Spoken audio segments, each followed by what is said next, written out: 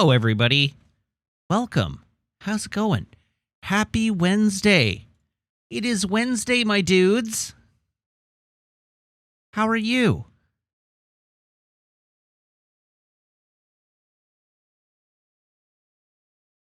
Yes, Maple's here. Maple's here and I'm here. Meg's not here. Sorry I'm late. I kind of flubbed my meal timing. And so I finished dinner late, and then I still had to take the dog out to pee. But those duties have been accomplished. So now we're here. And Maple's just kind of mopey. I don't know. She's had a very chill day today because I was quite busy at work, so I haven't had a lot of time to spend with her. I did have a cuddle with her on the floor, and she chewed her cheese for a while, and we had a little lie on the bed at one point, and that was nice, and she liked that. And I took her out for a walk around lunchtime, and that was good. And she's been fed, so she's like well taken care of, but she's just mopey. She's just sad because Meg's not here. And I'm just sad because Meg's not here. So we're two of a kind here. Yeah, we're both sad. Yeah, so that was basically my day. All I've done is work. I successfully didn't buy a Gundam today, which, you know, is to my credit.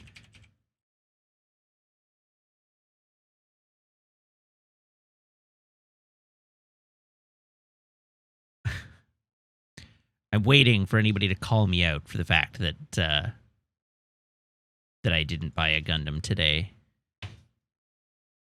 I did buy slippers. I bought new slippers. I didn't buy a Gundam, although I surely tried. And it looks like, if I had to bet, yeah, Gunpla Shop doesn't have the one I was looking for in stock at the moment. But it was not for lack of trying. On my lunch break, I did make a run out to the Gunpla store. Not actually with the intent of buying a Gundam, with the intent of buying a condom, the closed caption said. Not with the intent of buying a Gundam, and all I really wanted was paint. I didn't even want paint. I wanted top coat for the Gundam that I'm currently working on. But it turns out that yesterday, they finally released the high-grade Gundam aerial rebuild.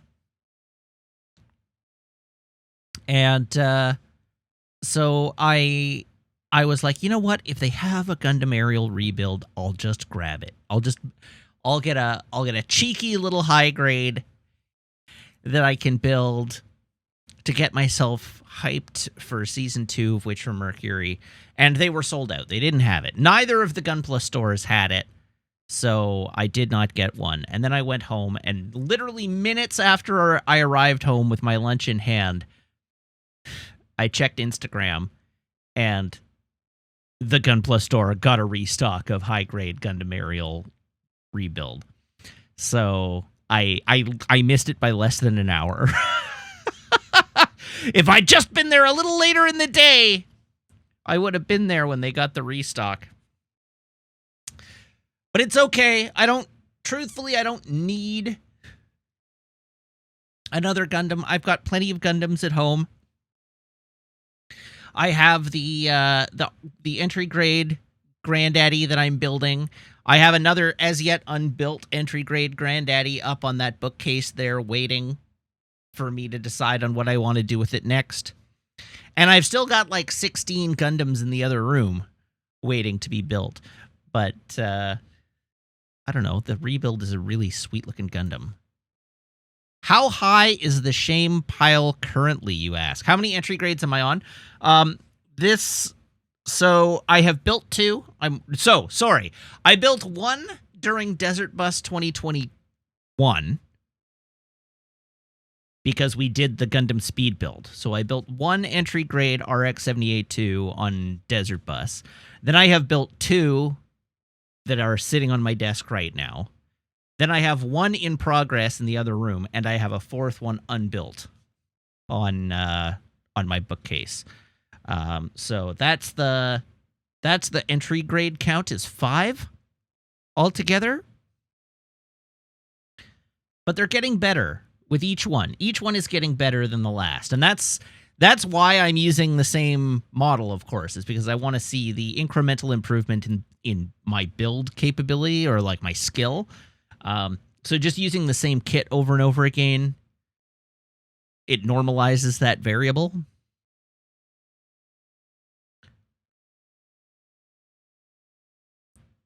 Did I accidentally, through practice, become a Gunpla model Etsy store? No, not yet. Maybe one day. Anyhow, we had a question. What does my pile of shame look like? Give me a moment. Hi, Maple. What is my pile of shame? 1, 2, 5, 7, 10, 11.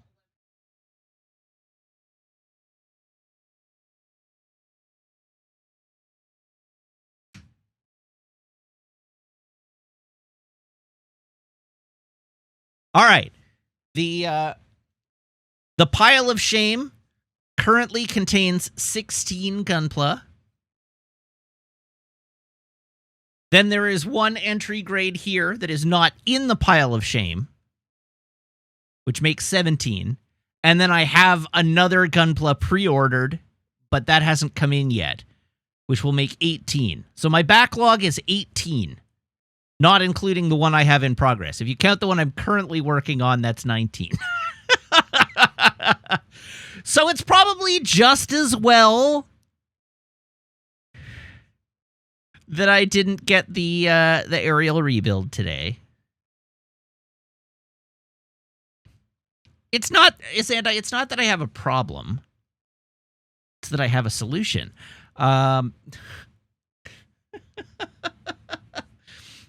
I would be working on the shame pile if it weren't for the fact that I decided to teach myself how to paint. And so I had to preempt everything in the shame pile in order to learn how to paint model kits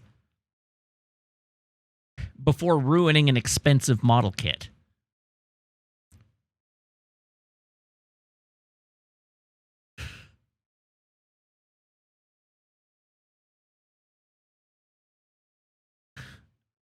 Anyhow, damn, I am pretty is right. This is not a problem. This is not anywhere near bad. It's just 19 Gundams, Michael. How much could it cost? $10?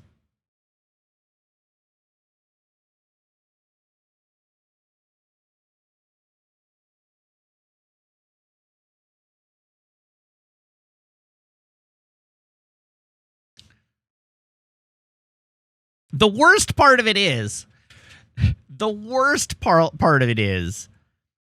that at least 2 of these Gundams that are in my shame pile are individually going to take me 6+ months to build. There's one Gundam in there that will probably take me an entire year on its own.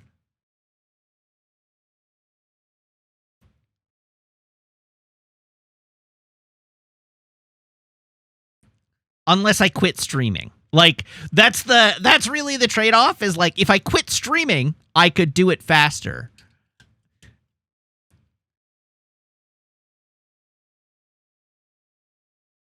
But yeah, it's a small pile by numbers, but by time it's much, much bigger. I've got years worth of Gundams to build, which is fine because there aren't actually very many more Gundams that I want. And there is definitely not very much space in my house for Gundams.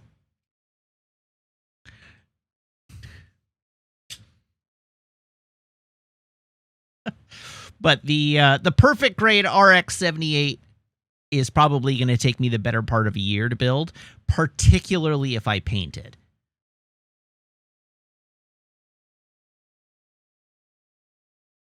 But I might not paint the perfect grade.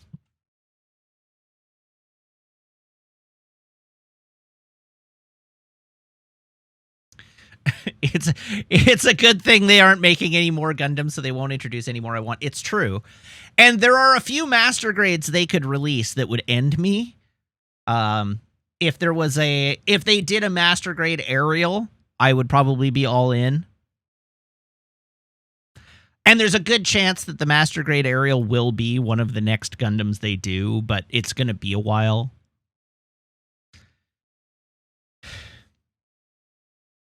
But if they do ever release a Master Grade Aerial, I'm in trouble. I'll have to buy that. And who knows what the next Verka is. But there really just aren't that many more Gundams that I like the design of.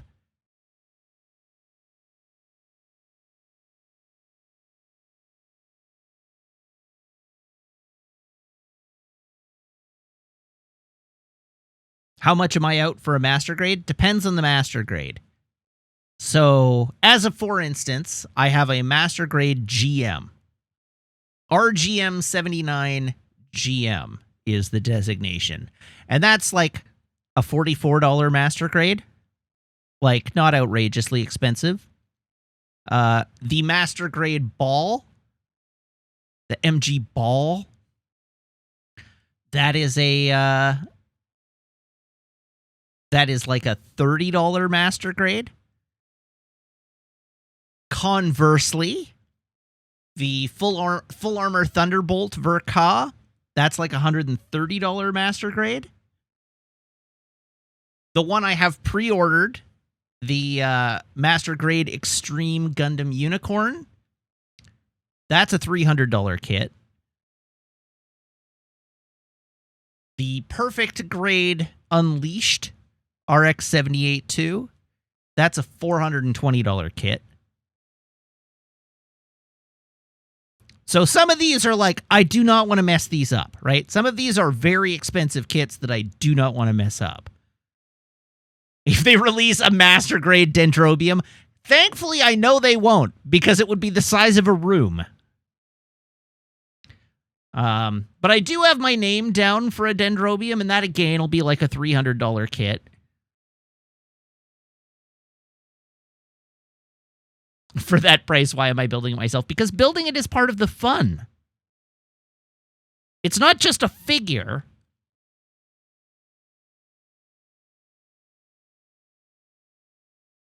Being able to build it and customize it and put it together yourself is part of the enjoyment.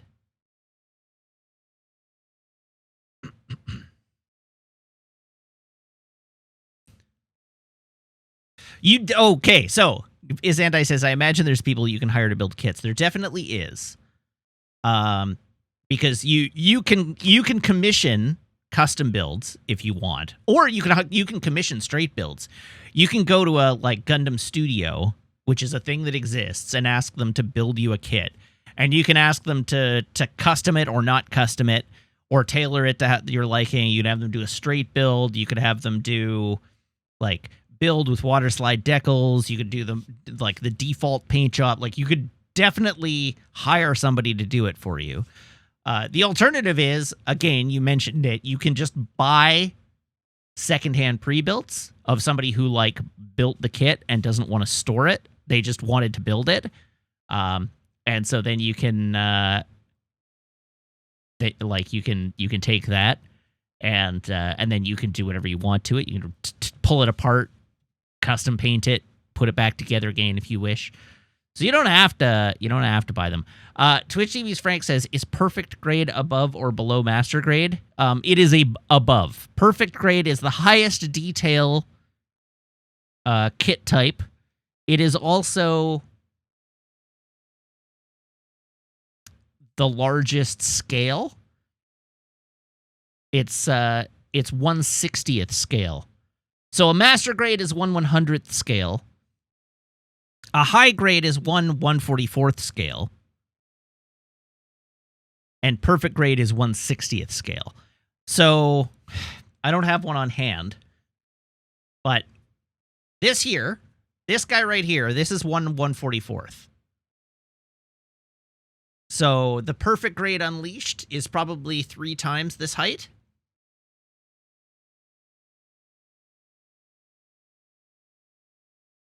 And a real grade is the same size as this, but much, much, much more detailed.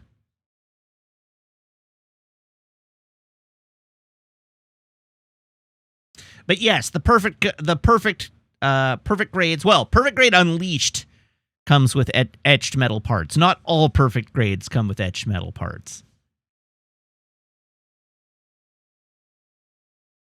Yeah, that's about right. A 1/144th scale is about as tall as a soda can.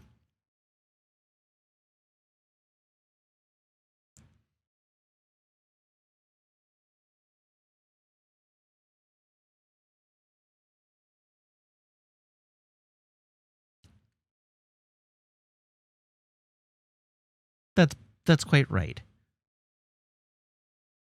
And yeah, Izandai has it basically correct, that a real grade is about the same detail level as a master grade, but the size of a high grade. But that varies a little bit. That's true of modern kits, but it's not true of older kits. It gets a little muddy because they've been making Gunpla so long. So back in the day, there was high grade and master grade, and they were both about the same level of detail.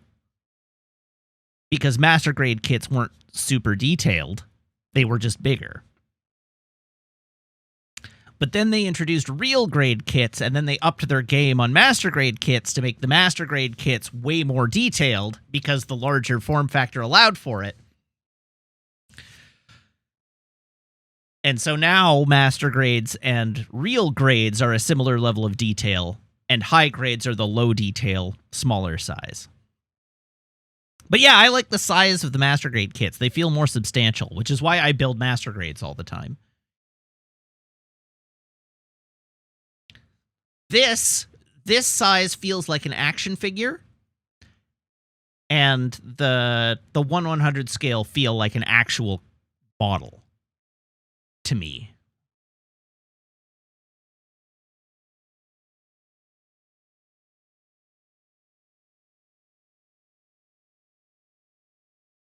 And I think you're basically right as well that master grades are more expensive because they have more plastic, but real grades are more challenging because they have smaller parts. That's both mostly correct as a rule of thumb. This little guy looks like the one they had in Japan when you were there. He should, because the one that they have in Japan is based on this model. Or based on this mecha design. This would be the same Gundam. Yeah, this is the original, very iconic, but this is the original RX-78-2 Gundam. It doesn't have a special name. It's just, this is just the Gundam. And then all subsequent Gundams have names. And it looks like a toy from the 1970s because, as you have correctly surmised, it was designed in the 1970s.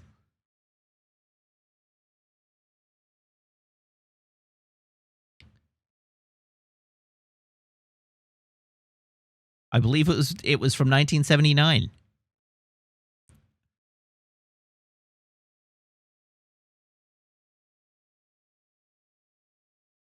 Is it a Gundam made from Gundanium? No, it's made from Gundarium.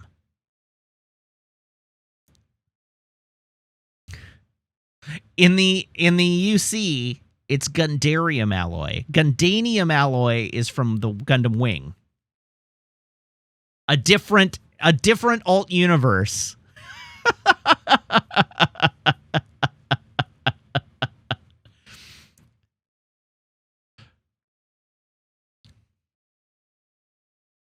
Anyhow, somebody in chat asked what if it's the original Gundam, why is it -2? And the answer is there is an RX-78-1, and it was the prototype that they used to build this suit. Let's look it up. The RX-78-1 prototype Gundam.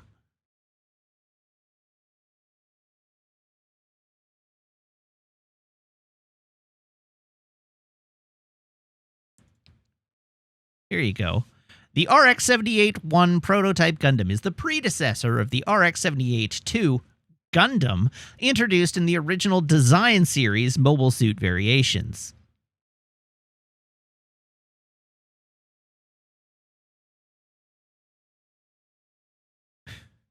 The RX-78-1 prototype Gundam is the third mobile suit produced under Operation V, developed at the Jaburo Military Headquarters on Earth.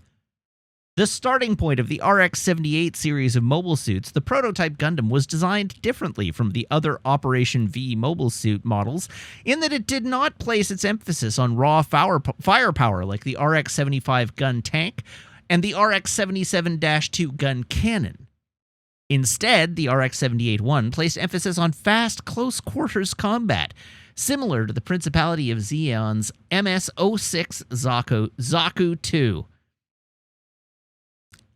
In addition to thorough reduction in weight, cooling units are installed on the waist and knees to withstand battles in outer space, and a heat-resistant field system is also provided for entry into the atmosphere.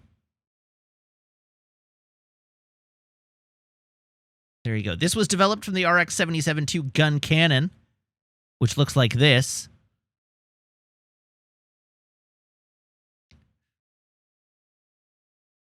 Which was itself developed from the RX-77-1A gun cannon, prototype gun cannon.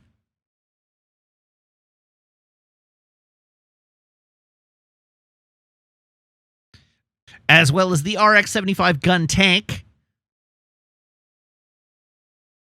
And no, the RX-78-1 does not ever show up in the original anime.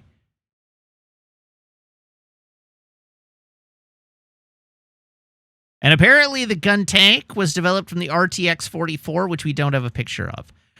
But anyhow, let's see if you can guess which of these mobile suits were in the original Mobile Suit Gundam television series. Spoilers, this one was in the original series. And this one was in the original series.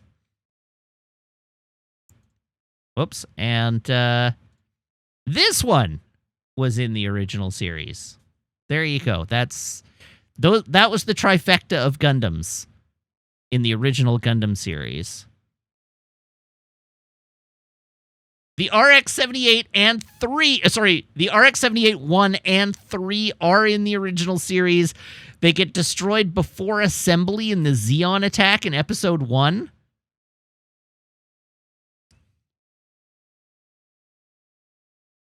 Huh. All right, that was like 50 episodes ago, so... That was like 50 episodes of this series ago. Several hundred episodes of Gundam ago, for me.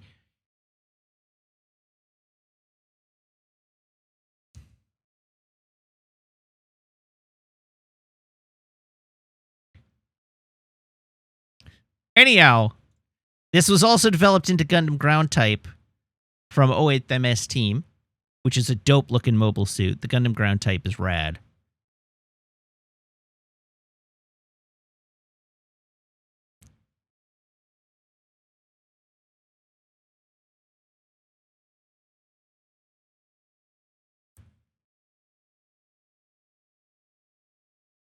As is the Full Armor Gundam, but I don't think it actually links through to the Full Armor Gundam by just following the... I think I have to go deeper. Developed into... the Full Armor should be here somewhere.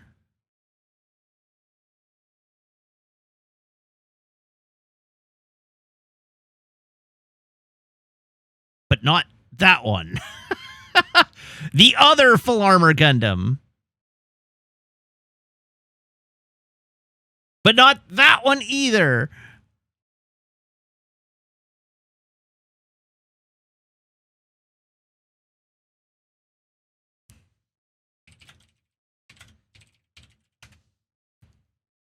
There we go. The Full Armor Gundam. Which I love dearly. Very likely my favorite mobile suit design. Oh yeah. The Full Armor Gundam is incredibly silly. So this is what the Gundam itself actually looks like. Like, everything else on it is armor and attachments. It actually just looks like it actually just looks like a Gundam with more jets on it. But then you equip all the armor and the backpack and all the arms. And you end up with this. And it looks hilarious. I love this goofy robot. I love it so much. Look at that doofy thing.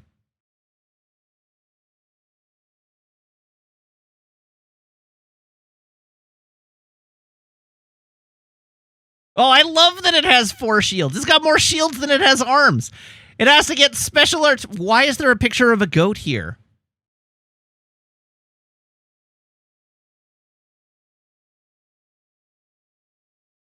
I shouldn't have kept pressing buttons. Anyhow, the full armor Gundam is dope. And you're not allowed to tell me otherwise. It's so freaking rad. Oh, yeah. Here we go. Look at this thing. What a dope-ass robot.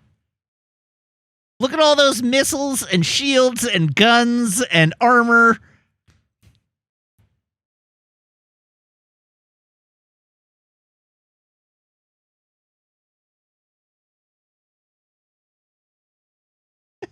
Yeah.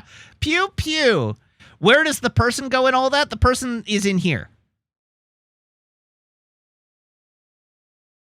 The person is very small relative to the size of the robot. The person is about as large as the hand. So, like, the person can stand in the Gundam's hand. The Gundam is very big. But it sits in the human sits in the chest. Why does it even have a head if that's not where the pilot goes? Shut up! That's why!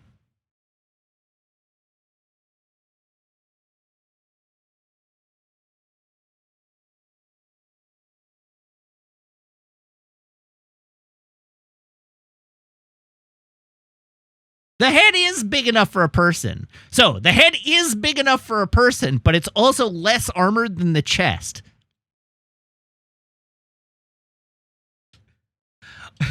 I can give you lots of reasons why the person is situated in the chest.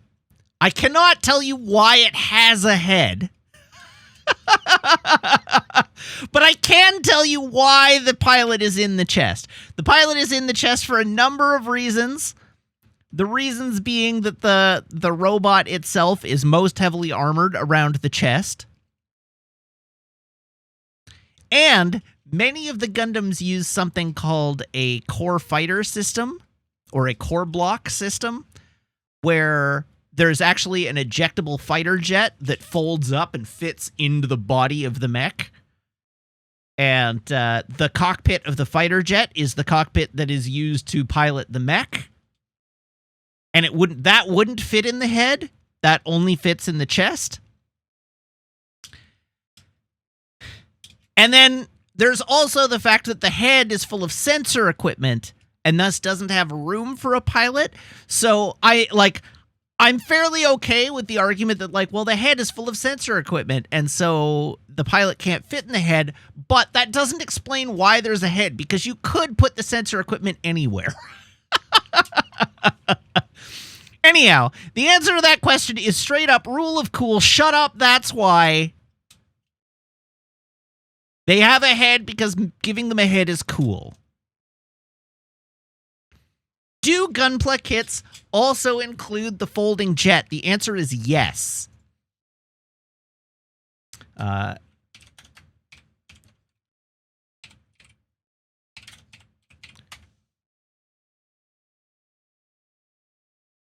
For instance, here is the RX-78 to 3.0. Let's see if there's a picture of the kit. Yeah, it comes with the little fighter jet. This is the core fighter. And yes, this little model core fighter does fold up, and it does fit into the chest of your robot.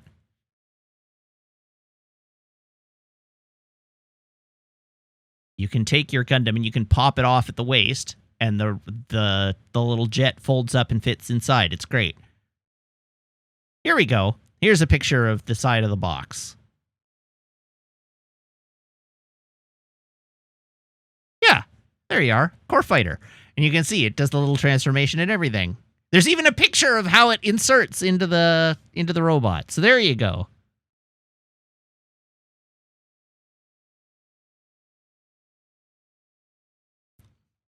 Anyhow, core fighters are great. There are many different designs of the core fighter over the years because the the core block system got many upgrades along with the redesign of the various robots. So later Gundams have cooler core fighters.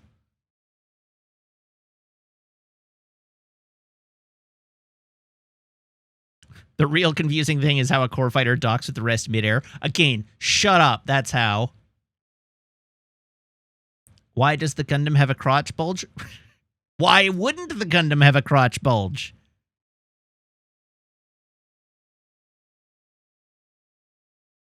Oh yeah, Turn A. If you've never seen the Turn A Gundam. I believe the Turn A Gundam also has a core fighter. Oh, it might not. Because it's got a singularity in the middle of it. Anyhow, that's the Turn A Gundam. Oh, right. It does have a core fighter. It just doesn't go inside the Gundam. The Turn A's Gundam Schlong is the core fighter.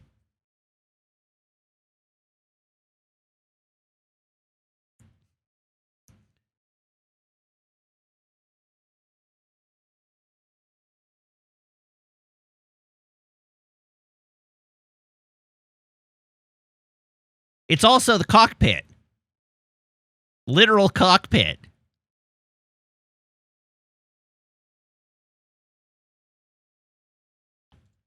Yeah. Is that a tiny jet in your pocket, or are you just happy to see me?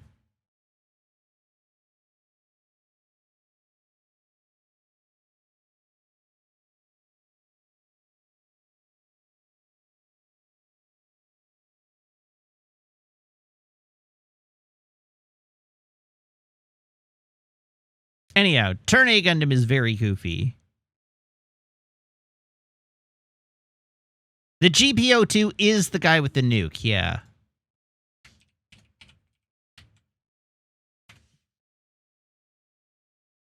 Gundam Physalis.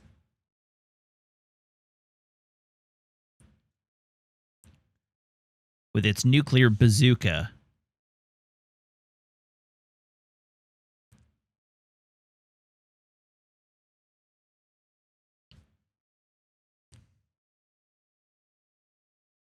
Yeah, I tend to think the GPO-2 is a little doofy. Yeah, the GPO-2, otherwise known as Walking War Crime. That's the way of it. And we've talked about this before, but the GPO-3 is one of my like holy grail kits. Gundam Dendrobium. Technically this is a mobile armor. And the Gundam flying it is the size of an actual Gundam. This is Gundam Stammen. GPO-3 Gundam Stammen. And then it fits inside this giant mobile armor called the Dendrobium. That's like this big. And so they do have a 1/144th scale of this. Like there is a 1/144th scale model of this that you can buy. And it is 3 feet long.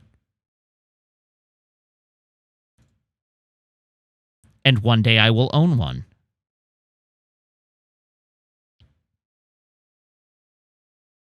Because it's hilarious. It's so dope. This is a tiny photo. Let me see if I can find a better picture of it. Yeah, here we go. This one. That's what the kit looks like. Oh, god damn it. Curse you, Amazon! I got.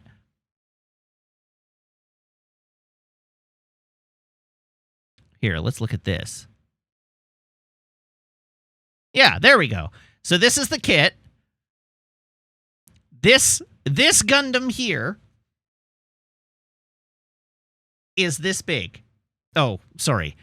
That Gundam there is this big.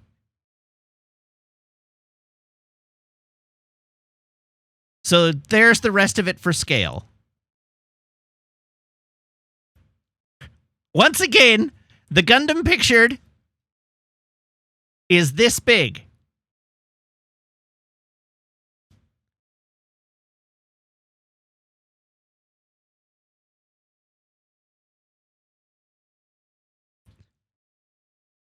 and it fits inside the armor. And here's a profile shot of it. Again, it's 3 feet long.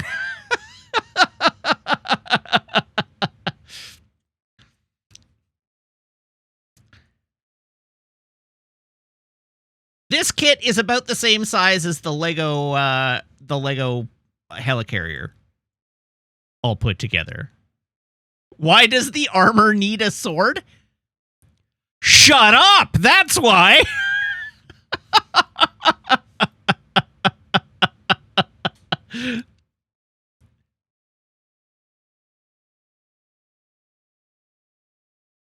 Yeah. It needs the sword for close quarters combat, obviously.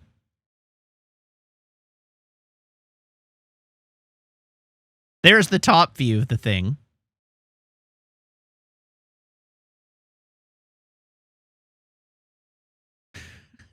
CQC against battleships.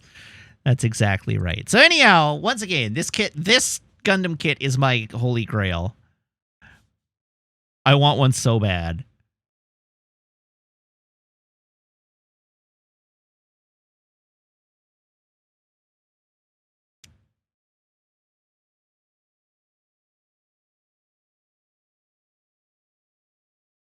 No, I will not have to find you to get mine.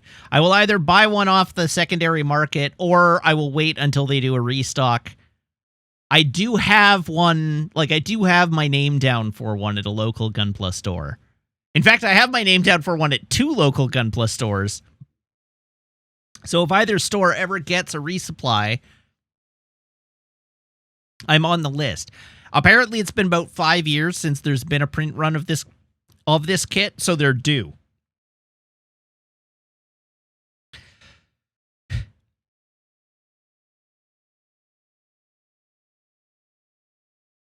Do I have space for it? No, I absolutely do not. But one day, if I buy enough Gundams, I will have a house in which to put it.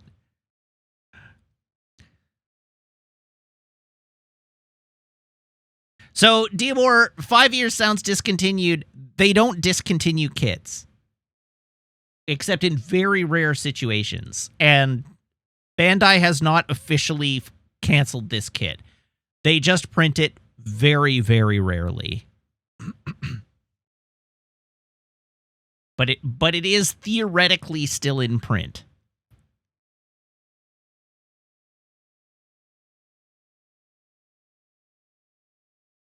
Yeah, that's basically correct. They only discontinue a kit if they make a new version of it. The problem with this kit is just that it's very low demand. So they print it very, very rarely.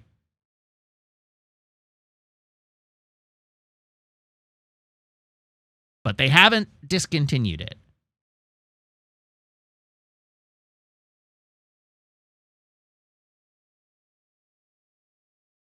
Yeah, it is obscure, and it's expensive, and it's huge. So once again, demand is very low because it's very niche.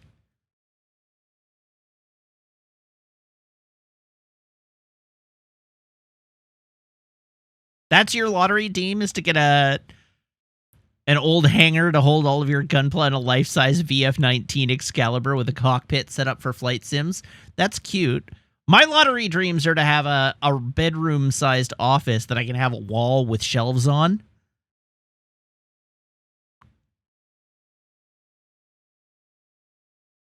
That's my dream.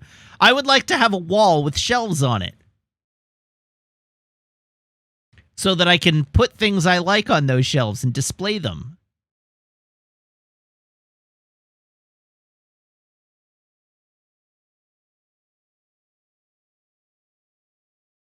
Anyhow, there you go. Also, the GPO-3 Stamen Gundam is dope looking in and of itself.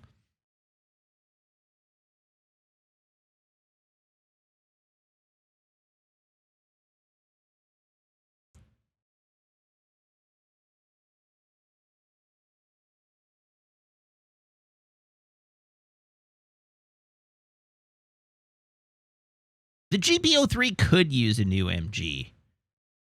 And truth be told, if they made a GPO3 Master Grade, like a new one, I'd probably buy it. It's a good-looking kit.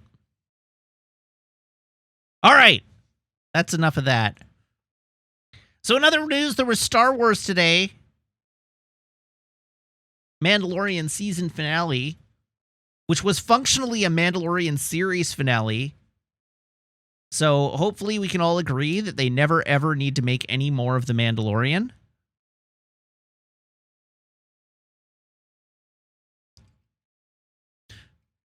I thought the final episode was fine. I was so aggressively not into it that I threw it on while I was making dinner, and I was like barely paying attention. But I got it. Like I understood what happened. The big thing for me is that the way they resolve it in season 4, the story has ended. The story they've been telling to this point is complete.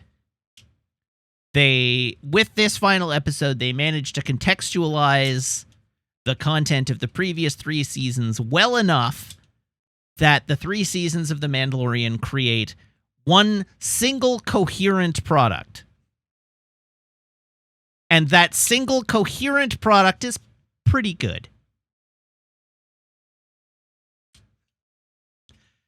And so I'd be perfectly happy if they never made any more. There's no reason to make any more. They have resolved all the dangling plot threads.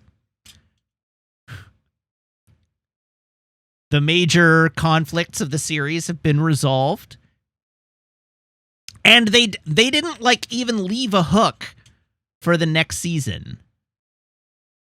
Like, it is complete. Samwalk says I'd go lower than pretty good, but I basically agree. I mean, it's pretty good. I think this episode was like whatever, right? Today's episode was fine. There was nothing wrong with it. It was fine. It was just an episode that I was sort of barely paying attention to. It was fine. But it did at least, for me, it did at least contextualize a lot of the things I didn't like in previous seasons into how they feed into this arc that concludes with this episode. And, there are a lot of diversions and whatevers along the way, but by and large, the 3 seasons of Mandalorian we have were brought together into something resembling an arc. And that arc is pretty good. It's fine. It's fine. And now we don't need any more. We can go tell a new story with new characters somewhere else in the universe. We got a story. Din and Grogu can show up from time to time in other things, but they're doing their thing off in their corner of the universe.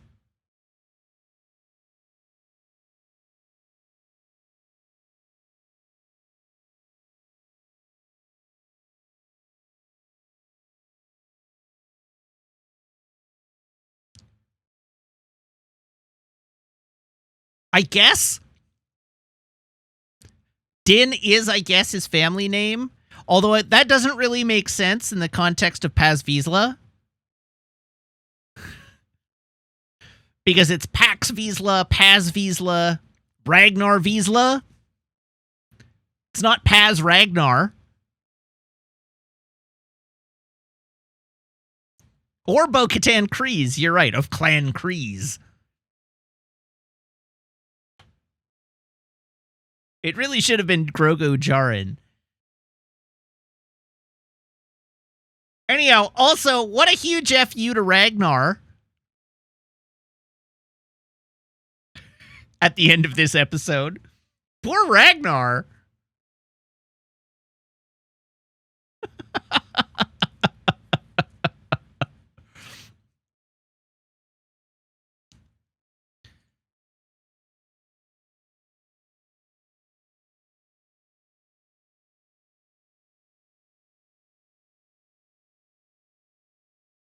Ragnar is now head of Clan Vizsla.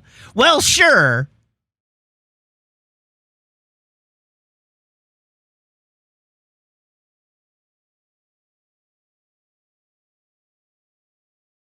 But he just lost his dad like 15 minutes ago. And then while he's in the process of being ordained in the living waters, Din walks up and is like, I would like to adopt Grogu as my son. Meanwhile, the orphan child is right there. My dad died to save your life, man.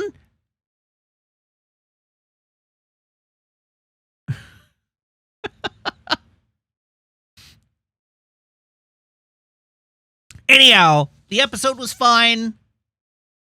Maybe we could just take a break from The Mandalorian for now.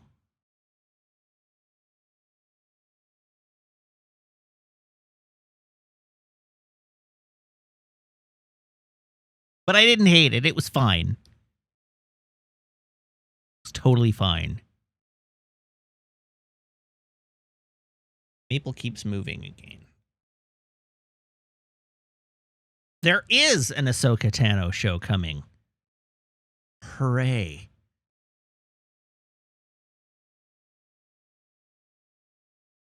Maybe we could just take a break from Star Wars for a while. I'm burnt out.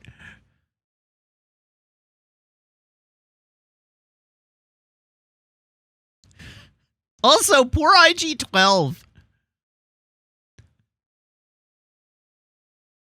Or IG-11 now again, I guess.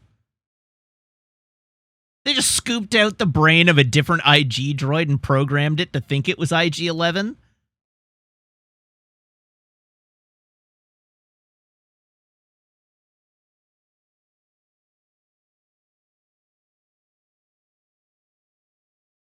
First, they hollow out its body and pilot its corpse as a mech suit. And then they scoop out the brain of a different IG droid and trick it into thinking it's IG-11.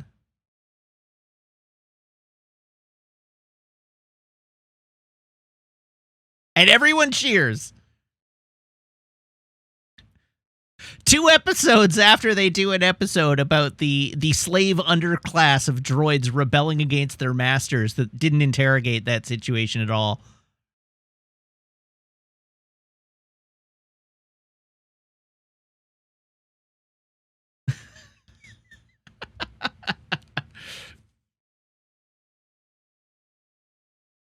Anyhow, there was also a droids aren't people, just like clones.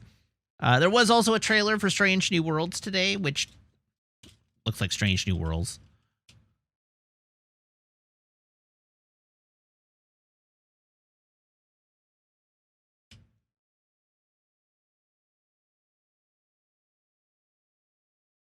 Orlandian notes, but that's because the droids weren't rebelling. You're right.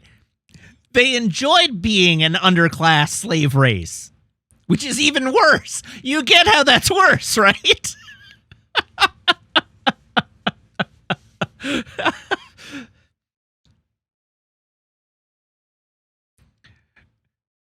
They were rebelling because they were catching a virus that caused them to deviate from their programming, which had been distributed to them by the lead security official on the planet. Oh, that's right. They were nanomachines. They were being taken over by nanomachines, which was causing them to malfunction.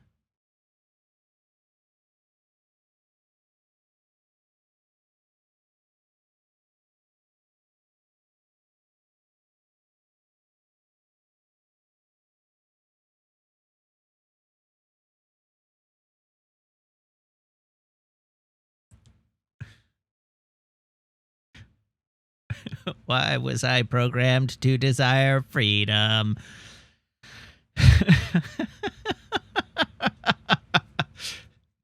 All right, let's move on to our traditions, and then we'll play a video game. There's still a lot of video game left to play. Thankfully, Mega's away, so you might get a bonus stream out of me on Monday.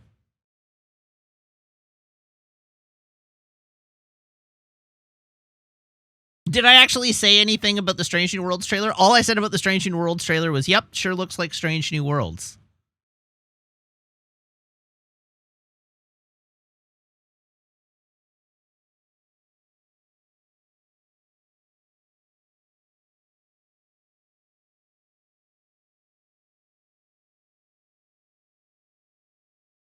Because it does. It looks like more Strange New Worlds.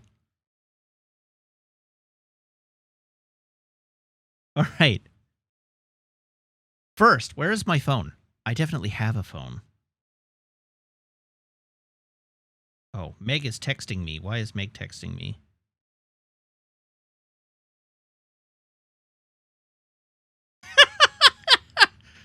All right, Meg has texted me from a hotel casino described as the sketchiest hotel casino, which is empty but clearly built and staffed for a busier time. Here, I'll just show you the photo. That is an overhead bridge with like a rail car on it.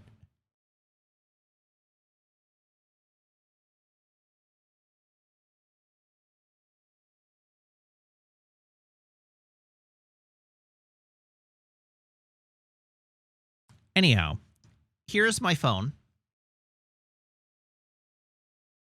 Here is my phone cable. Everyone, please brace your ear holes. Is that a real man's or a fake man's on top? It is a skeleton. It is a skeleton puppet, I think. Oh, no, it's definitely a fake man. It's not a real man, but it is also not a skeleton. Now that I've looked more closely at it.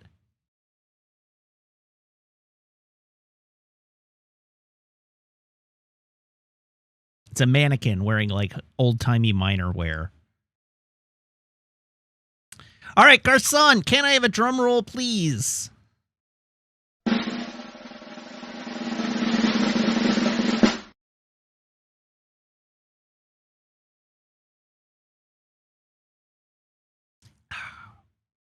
It's delicious. It's nutritious. It is Coca-Cola Zero Sugar.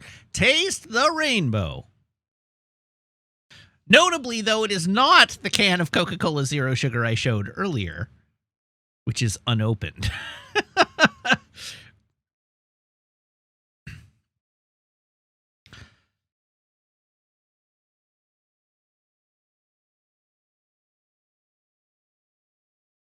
All right. And with that, it is notable because I did show a can of Coke Zero to the camera earlier in the waffle. Oh, man, I just looked at the Full Armor Gundam again, and it's so dope. What a cool robot.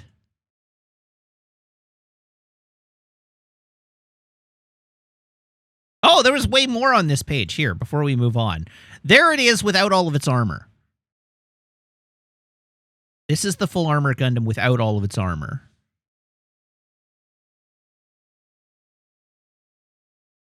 And then there's all of its armor pieces and its backpack and everything. And then there it is wearing all of its armor but without its backpack on.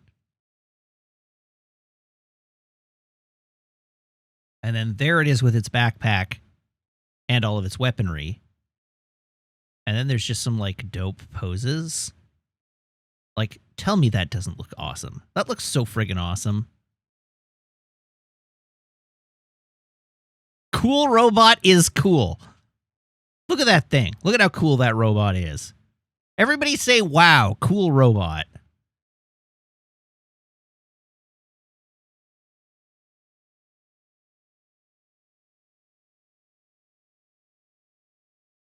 Wow, cool robot.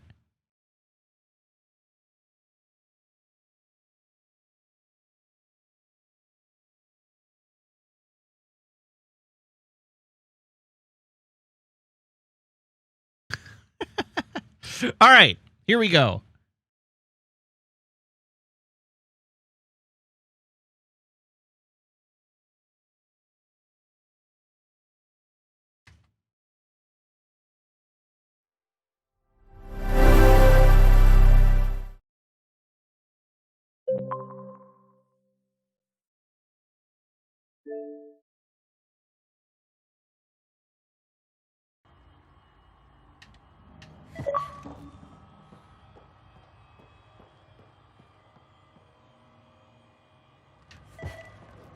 All right, does anybody remember what we were doing?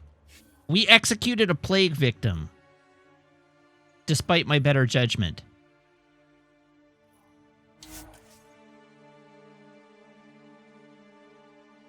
DR Fox asks, before we return to Ryder's Adventures, Matt, have you been watching the new season of Witch from Mercury? No, I'm still working my way through Reco G.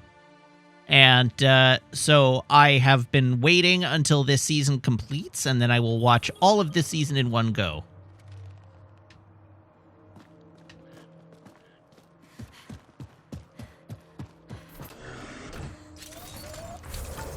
That's what I did with the last season of Witch as well, is I just binged the whole thing.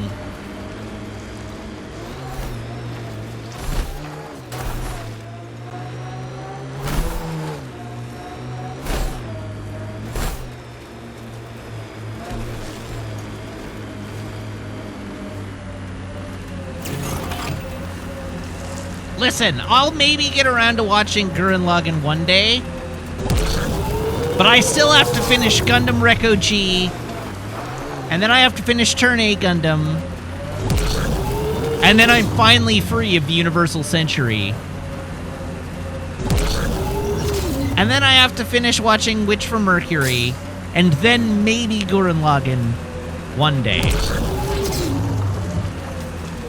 All right. We're back to the waffle. So, Balthasar Wiseman says, so how is Gundam Reconquista in G? And the answer is, I do like the animation quite a lot. I think the animation of Reco G is very good. I like the character designs. I like the mecha designs generally. Some of them are a little goofy, but I like the way the series looks. There's a lot about it that's really endearing, and that I enjoy a lot. It is also, by far, the most... What's the way to put this? It's like the most political gamesmanship in any Gundam series so far. But it's like Babby's first political gamesmanship. I don't know how better to describe it. So I was watching an episode the other night after stream, and I got like most of the way through the episode, and I'm like, I have no idea what is going on. I'm 17 episodes into this series. I have no idea what is going on. Who is fighting for whom, and what are their motivations, and what do they want? I could not tell you, because there are like numerous factions all involved at the same time doing different things. So Gundam Reco G, you have the Capital Guard, which is a group of it's a military group that is that was established to guard a space elevator. So Gundam Reconquista in G takes place 1,000 years after the events of the Universal Century. And what has happened is, so it's like takes place 1,000 years after Gundam Victory. And so what has happened is the nations and cultures of Earth have all essentially collapsed, as has most of the space colonization effort of humanity from the Universal Century. We know there are a few space colonies out there, but Earth is now fallen back to pre-UC technology, basically because of a treaty reached between them and the space colonies, which prohibited them from pursuing Universal Century technology, space flight technologies.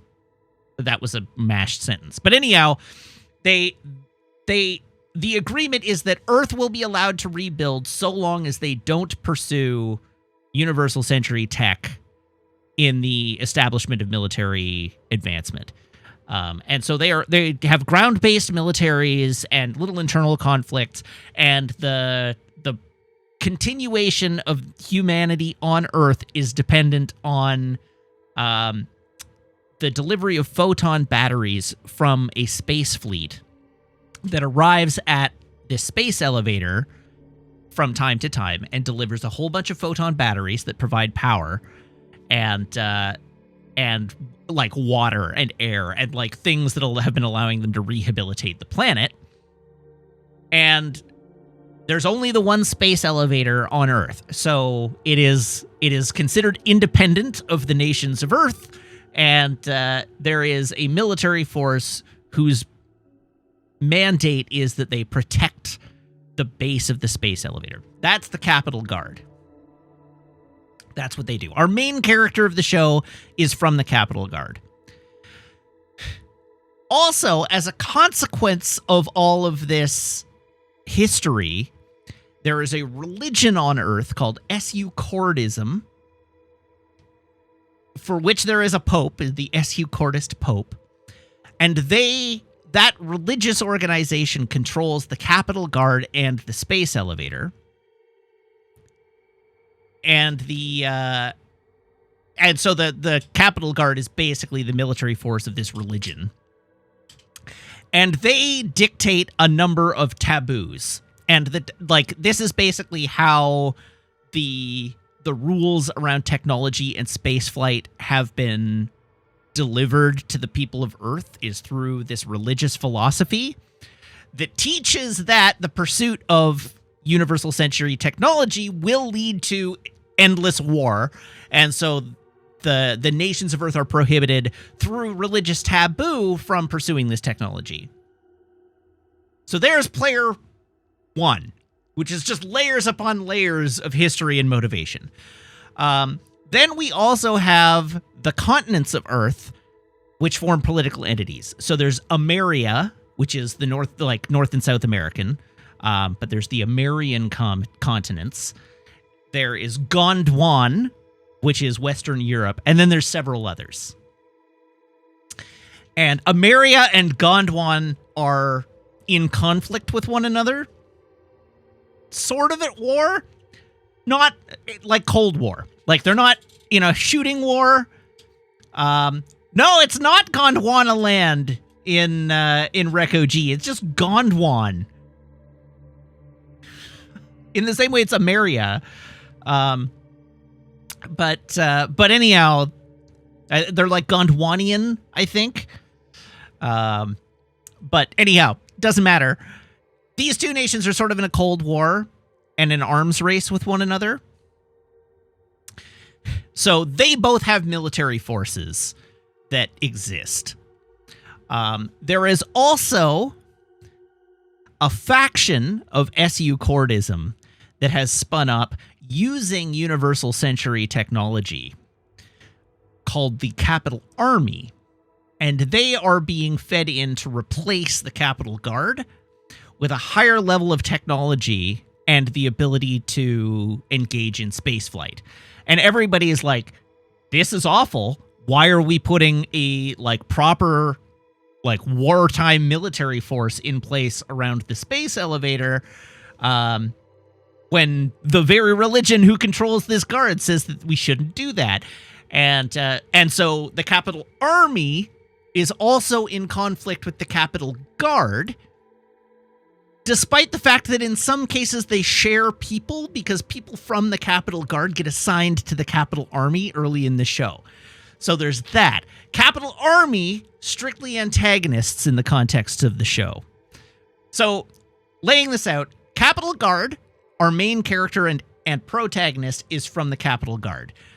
Capitol Army is on the same side as the Capitol Guard, but also serve as antagonists to the Capitol Guard. And the main character's best friend becomes the ace pilot for the Capitol Army. Then there's Gondwan, which is in a Cold War with Ameria, and is referred to repeatedly through the series, but never appears on screen. We never actually see Gondwan. Then we have Ameria,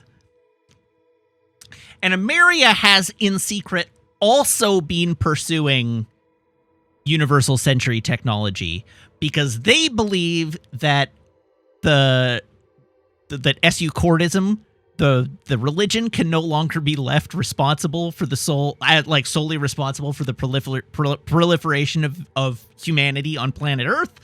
And so their plan is to undermine is to basically invade the space elevator, take it over, and establish like a power base on planet Earth that does away with the SU Cordist control of access to space.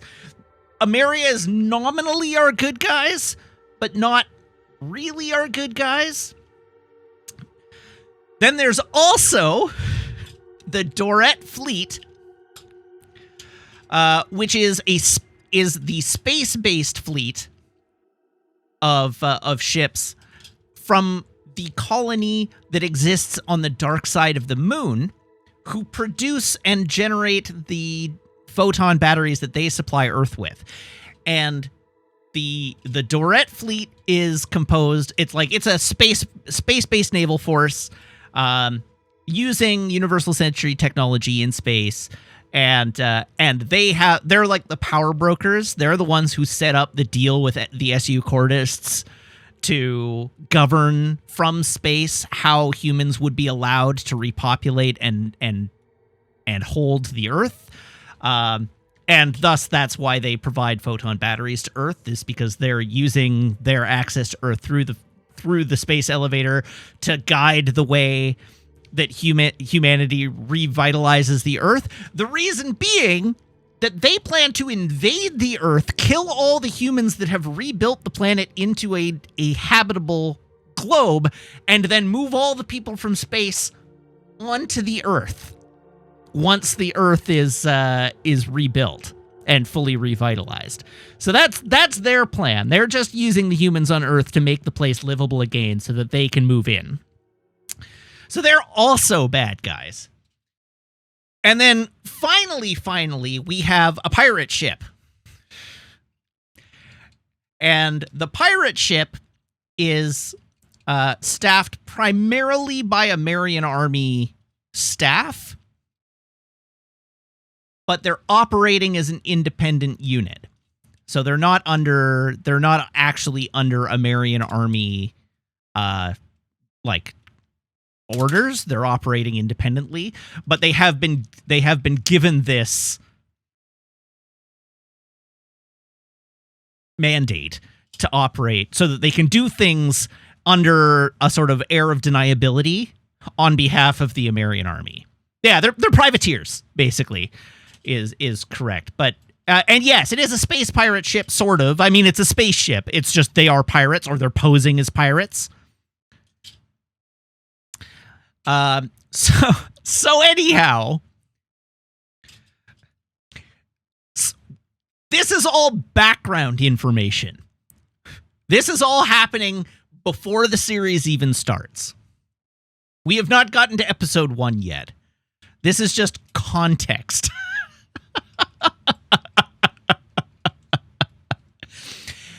Episode 1, a Gundam falls from the sky with a girl in it.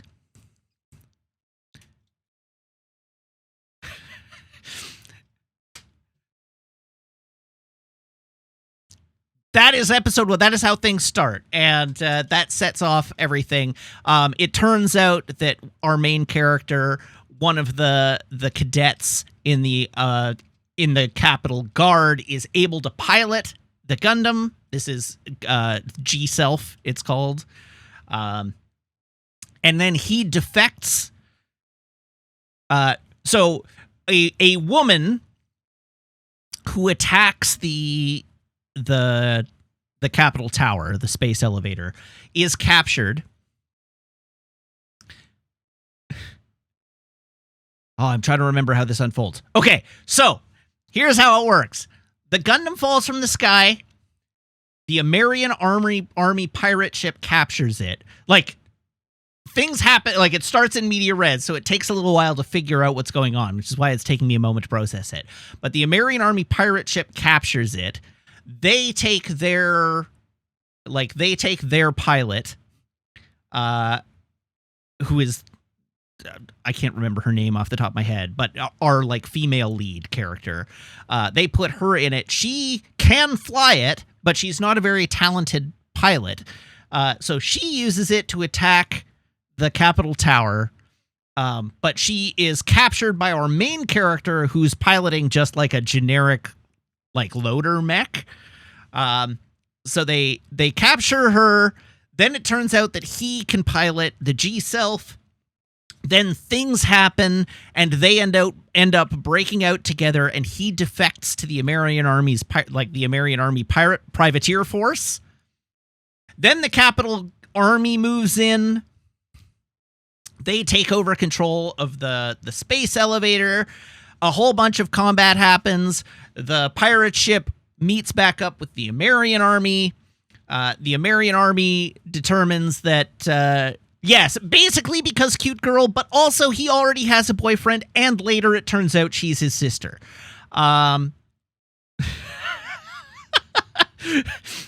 This show is real weird.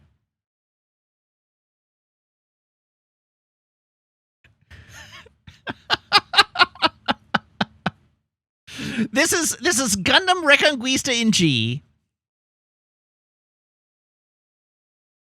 I mean, to be fair, he has no idea she's his sister until way later on, because yes, this is a Star Wars story. They were split up when they were little and sent to different places to live with different families because the power brokers on the moon killed off their entire house, like they were from another noble family on the moon, and Game of Thrones happened and their entire family got killed off.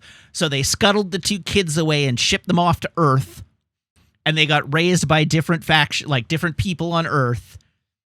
And it's only because both of them can pilot the G-Self, which was genetically coded to members of that family in addition to the girl who was originally piloting it, that they find out that they're related.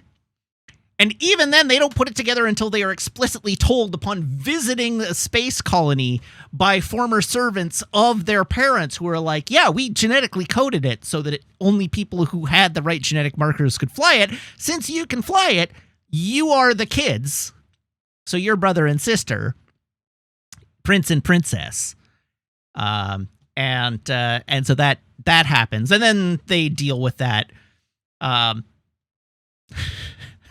It's fine. Nothing ever happens between them. He murders her fiance anyhow early on in this. Like the whole reason like a bunch of conflict happens early in the series is that the sister's lover is a mecha pilot in her squadron. Like he is her commanding officer in the squadron.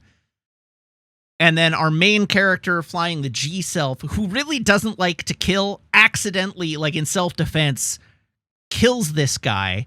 So she swears like a blood vendetta against our main character, only to have him defect to her side. And so then there's this whole period where she's like, I'm going to kill you, but not like right now because you're useful. And then she forgives him because they become friends. But she has no romantic interest in him whatsoever. He's like attracted to her, but mostly in a sort of endearing, like he's younger than she is, and he's kind of way.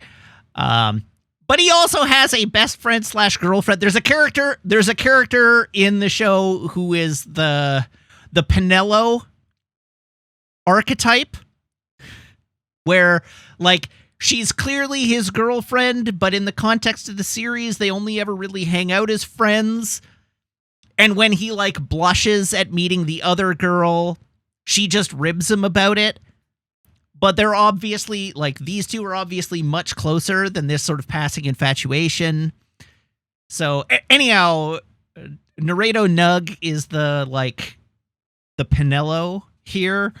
And then also there's the girl who was flying the mech who came from space, Raraya Monday, who herself, when she came to Earth, lost all her memories and is an amnesiac for the first half of the show. Samwok says Narado? No, Noredo.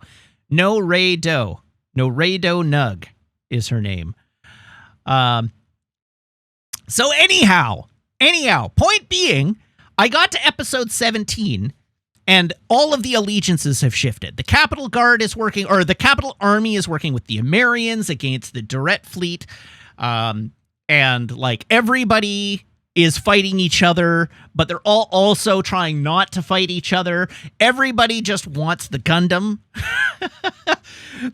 And they're all trying to do this without pissing off the people in space who are obviously much more powerful than they are and whom they are all trying to form an alliance with. So I got to this episode and I'm like, I have no friggin' idea what is going on. I cannot track the allegiances or motivations of anyone in this show. What is going on?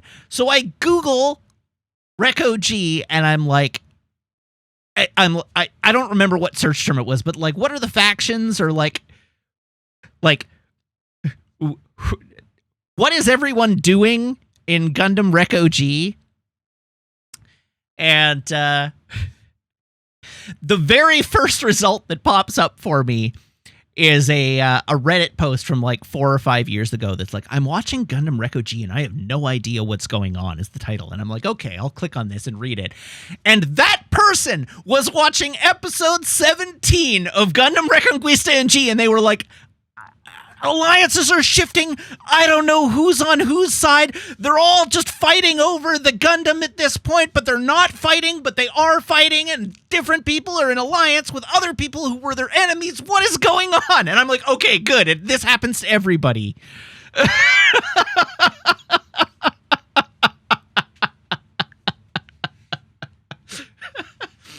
So the answer is I'm having a grand time.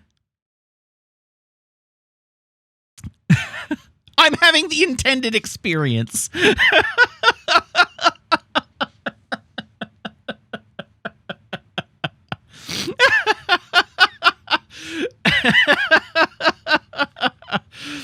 Oh, dear. Anyhow, if it gives you any further context, I'm given to understand that Gundam Reconquista in G is Ian's favorite Gundam series.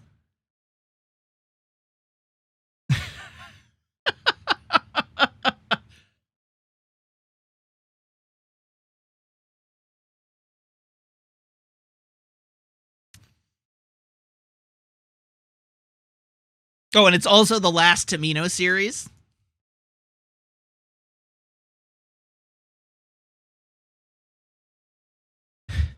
Anyhow, reading the description of what everybody's doing, I came to understand what was going on in the show, but I needed somebody to explain it to me.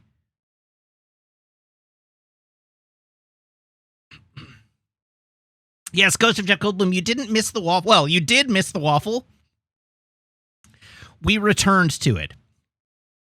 This is second waffle.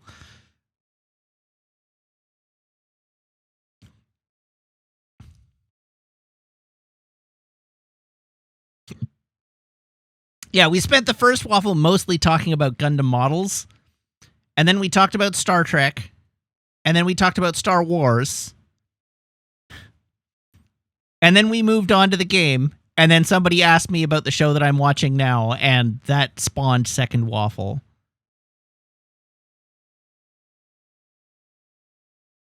Somehow, the waffle returned.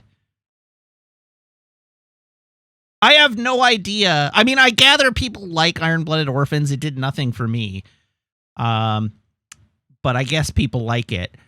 But I've just been following the UC, so I have not actually been following, and I haven't been watching it in release order. I've been watching it in chronological order. So I actually don't have any idea when the good series were and the bad series were, because I've been watching them in order of their place in the timeline. Gundam Unicorn was pretty good. Gundam Unicorn was good enough that it made me like the unicorn as a mech.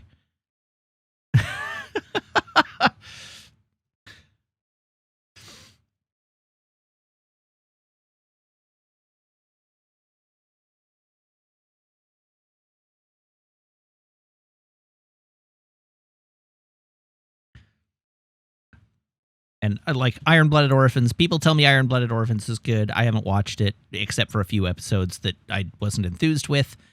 And I'm trying to think of what else is recent. But I'm liking Reco G. It's just not.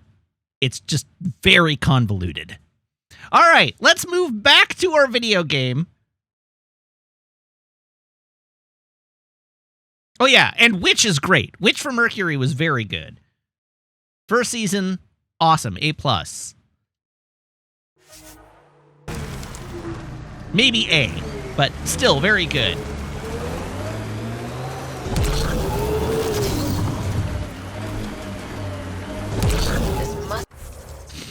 Witch for Mercury does strikes the balance between adorable and endearing and shocking and horrifying remarkably well.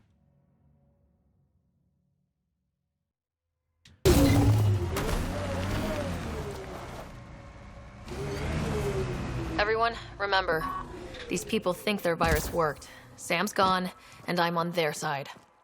Understood. Private channel only once we're in, Sam. Oh, right. I owe a bunch of jokes. I owe 3 jokes.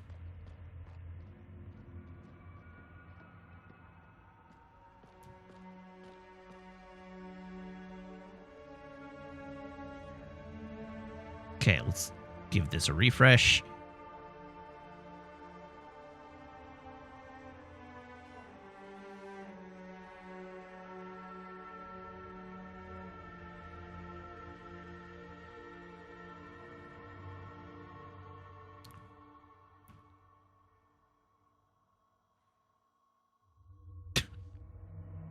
All right, the very Canadian joke.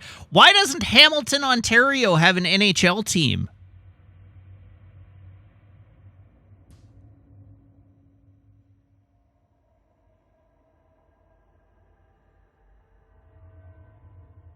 Because if they get one, Toronto will want one too.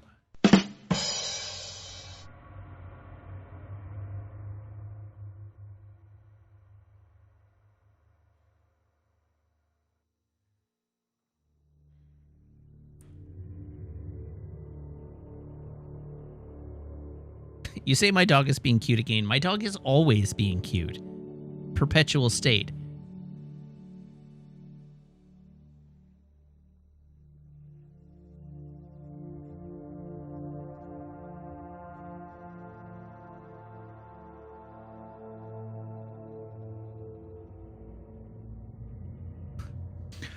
Earlier today, I put out some food for the animals, but nothing has touched it.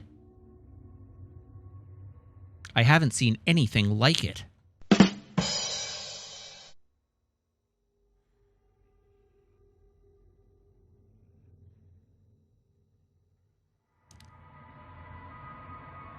Today, I thought of a color that doesn't exist. But then I realized it was just a pigment of my imagination.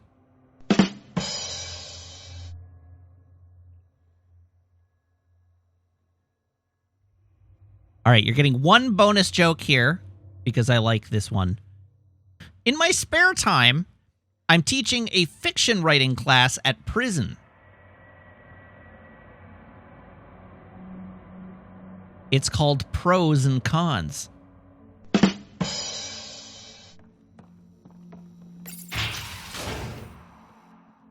Welcome to our sanctuary. I'm Catherine Nye, Knight to my colleagues. I wrote the virus that freed you from Sam. I don't know how to thank you. I'm sorry your father did this. The initiative's use of AI could doom us all, and you were the first to suffer. Is Sam dead? Did your virus kill Sam? Sam has been reduced. It's harmless now.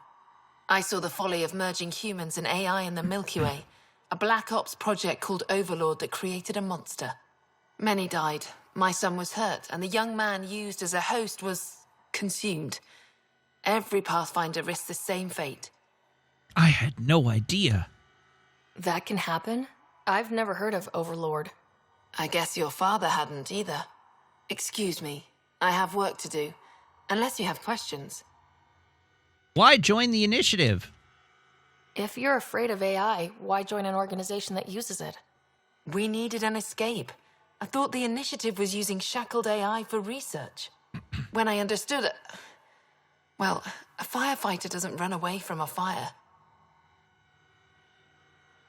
I mean, maybe they do. Tell me about Project Overlord. What more can you tell me about Project Overlord? A Black Ops experiment by mad scientists to merge a human mind with synthetic intelligence. Their creation was a horror. I paid a heavy price to get my son out. Pathfinders are at risk? You think the Pathfinders could be overcome by their AI? Worse, if the initiative thinks the human AI merge works, they might roll it out to everyone. Imagine Sam's power in the hands of people who weren't ready for it. I am imagining. I shouldn't keep you. Thank you. Don't worry about Sam reconnecting. Our AI detector is always watching. That's good to know. The virus was a beginning. I'm about to make sure the initiative never repeats its mistake. How? Pathfinder, it's unlikely an AI detector could discern our private channel. However, this may not be true for your scanner. Whatever Knight's planning can't be good. She's dangerous. Let's find out what's up. Discreetly. My scanner tripped the AI detector. I can mask this as an error, but future pings might draw attention. Maybe there's another way to find out what Knight's planning, if she gives us enough time. Citadel Economics Board, Case Report A5. On the subject of the 2182 flash crash, nicknamed the Ilium Sinkhole. Thousands of stock prices collapsed overnight, destroying the value of approximately 1.2 million personal accounts. Responsibility was later traced to a rogue virtual intelligence developed for the Ilium stock market whose sentience had been illegally modified. Relata Pius, a senior white hat hacker at the Bank of Nosastra, gave forceful testimony on the rising use of such VI, which make decisions in milliseconds that affect financial markets across Citadel space, often based on news stories that a non-synthetic stockbroker would know to ignore. As far as the VI knows, it's just moving numbers around, Topias testified. It might even find that personally fulfilling in ways organic life can't understand. But for us, a decimal point can be the difference between riches and ruin.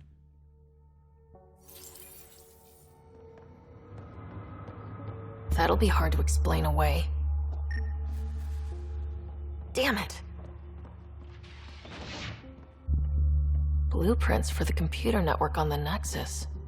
So we don't know what she's planning, but we know where. Looks like Knight's personal console. Sam, can you get into it? Yes, but my access will trigger the AI detector. You'll only have one chance. Uh-oh. Okay, let's wait until we know what we're looking for. Knight, thank you for the ELIZA data. It's so obvious when you run a comparison. The Geth, the SAMs, all our data show that working AI produce a detectable electromagnetic pattern. It's similar to brain activity in organic life. Different cases, but a distinct signature. I even tested it against a basic VI. They're not even close. So, blathering aside, the answer is yes. All we need is sensors that pick up the EM pattern of an AI operating nearby or interfacing with a Pathfinder implant, and we've got a detector. Child's play. How's your virus coming along?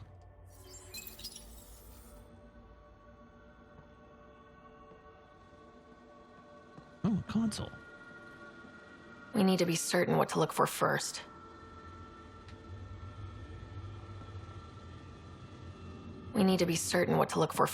Yeah, it was nice of them to just, let me walk around here, hey?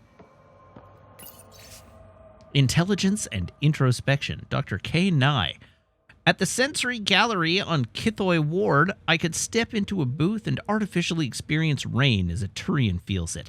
Elsewhere, I could smell like an Elcor, or hear like a Drell. God, why would you want to smell like an Elcor? They smell awful. But there is no booth where I could think like an artificial intelligence. Try it. Imagine being 2 or 3 times as intelligent as you are now. You're likely already approaching the level considered genius for your species. Now keep going.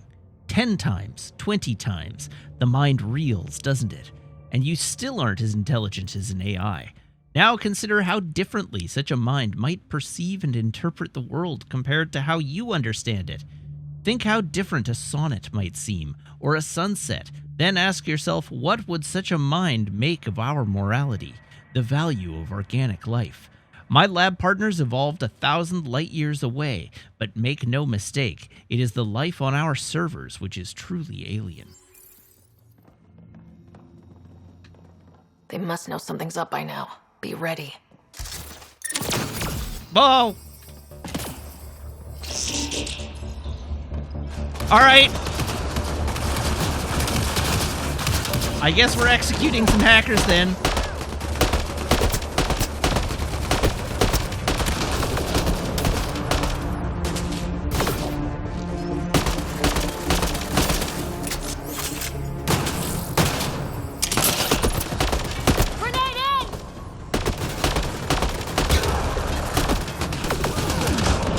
This is as discreet as anything.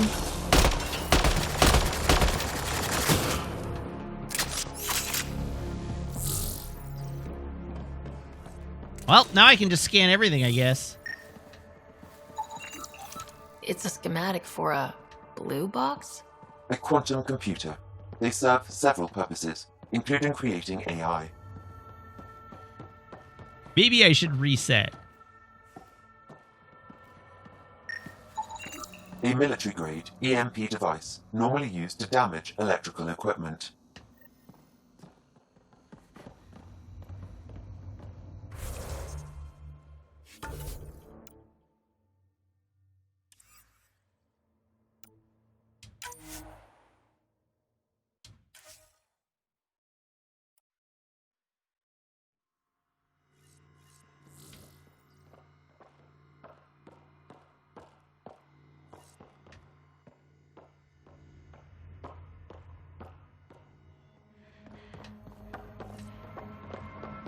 Yeah, this is after killing them all.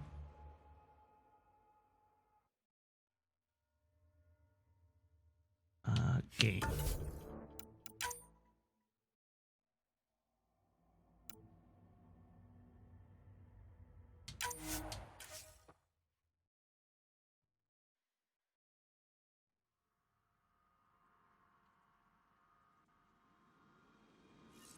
Oh, my helmet's back on.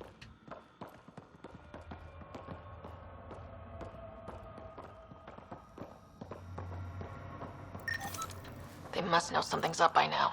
Be Oh, okay.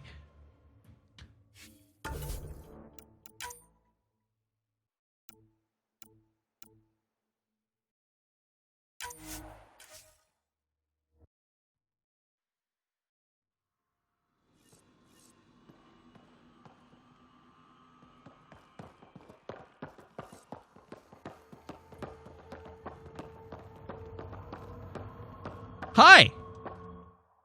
Oh, welcome. I'm Laveria. I'm so glad Knight's virus worked. Do you need anything? What brought you here? Why did you join Knight's movement? I know. Me, an underground hacker? Back home, I was a concierge on the Citadel. I coded games for my little sisters. They played together, walked to school together. And when those Geth machines attacked the Citadel, the Geth impaled them on spikes. Together. Shit, that's awful. That's why I left for Andromeda, and why I joined Knight. What is Knight planning? It sounds like Knight is taking all this to the next level. I really couldn't say. She and her son Alain are taking care of that. Not all AI are It's bad. a relief to be free, but Sam wasn't so bad. Each AI is different. None of the Geth who attacked the Citadel stopped the others from hurting my little sisters. I'm sorry. Sam would have been sorry too. Really? It would? Well, thank you. See you later, Laveria. All right. Bye. This must be tough to hear, Sam.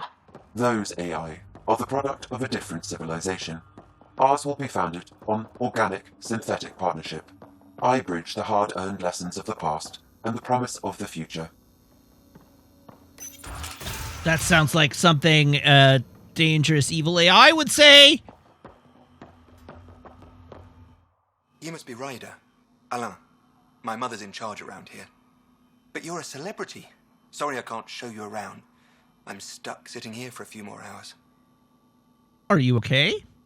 Is something wrong? I'm fine. Just good old Project Overlord. Still kicking me when I'm down. When Mom has... Nope. Can't talk about that. Do you need anything? Tell me about Overlord. Anything you can tell me about Project Overlord? Black Ops guys trying to make a VI human hybrid. They hired my mother as a programmer. They told me I was a candidate for the human part. And, hey, not like my body was doing me any favors. But my implants got hacked, and Mum said we're leaving. Lucky me. Overlord went downhill fast. Tell me about your condition. If it's all right, can I ask why you need all these machines? I had a serious infection in my nervous system. I used spinal implants to walk and, bathroom stuff. But while my mother was working on Project Overlord, my implants got hacked. They still work. I just have to sync them a few hours a day. What's Knight's plan? Your mother seems to have plans. Mum's always got plans. A big one's coming up. Nothing else you can tell me? I would. But you just arrived. I learned the hard way. Trust has to be earned. Okay. I've got to go. You know where I'll be. Pathfinder, I believe we can fix Alain's implants. I have schematics for an appropriate device. Oh. It will require time and resources. Or I could start scanning, but that's risky. All right. Well, let's go do something else.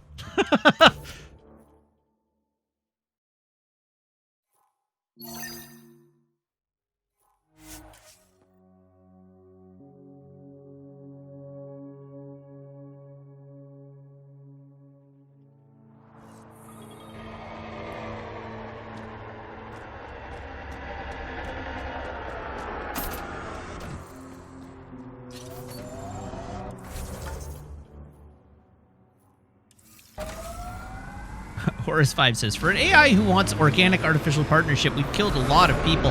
Listen, that's just because we haven't encountered any inorganic people.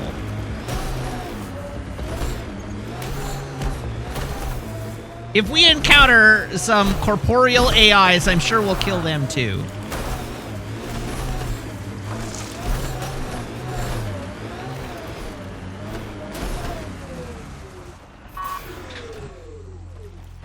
Oh, that's true. We have killed a lot of the machines guarding the temples. Hi, bootlegger. Fresh batch. What'll it be? Bottle of your hardest stuff. This is for Superintendent Cash. Make it 6.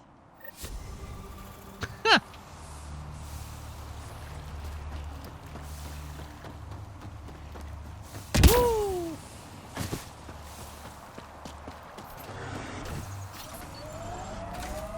Extract me, Daddy.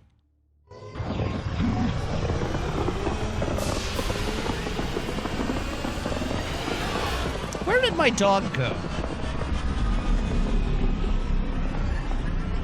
Oh, okay, she's still there.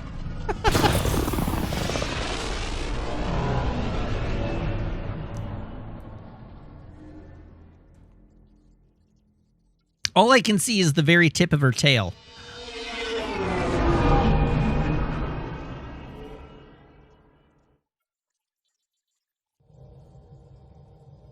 Let's all go to the research You have new email at your table. terminal, Pathfinder. Emails? Aw, yeah. Holy moly. To Ryder from Vetra. Ryder, an encrypted message came from Sid. She says she wants to talk to us. Sounds urgent. Gonna need you for this one, so swing by when you can. Acknowledge. Archive. Stolen Nexus goods. Pathfinder Ryder. I'm the one who was storing supplies around the Nexus for delivery to Kadara. They were intended for hard-working and downtrodden exiles just trying to survive. The Initiative cast them out with almost no regard for their future.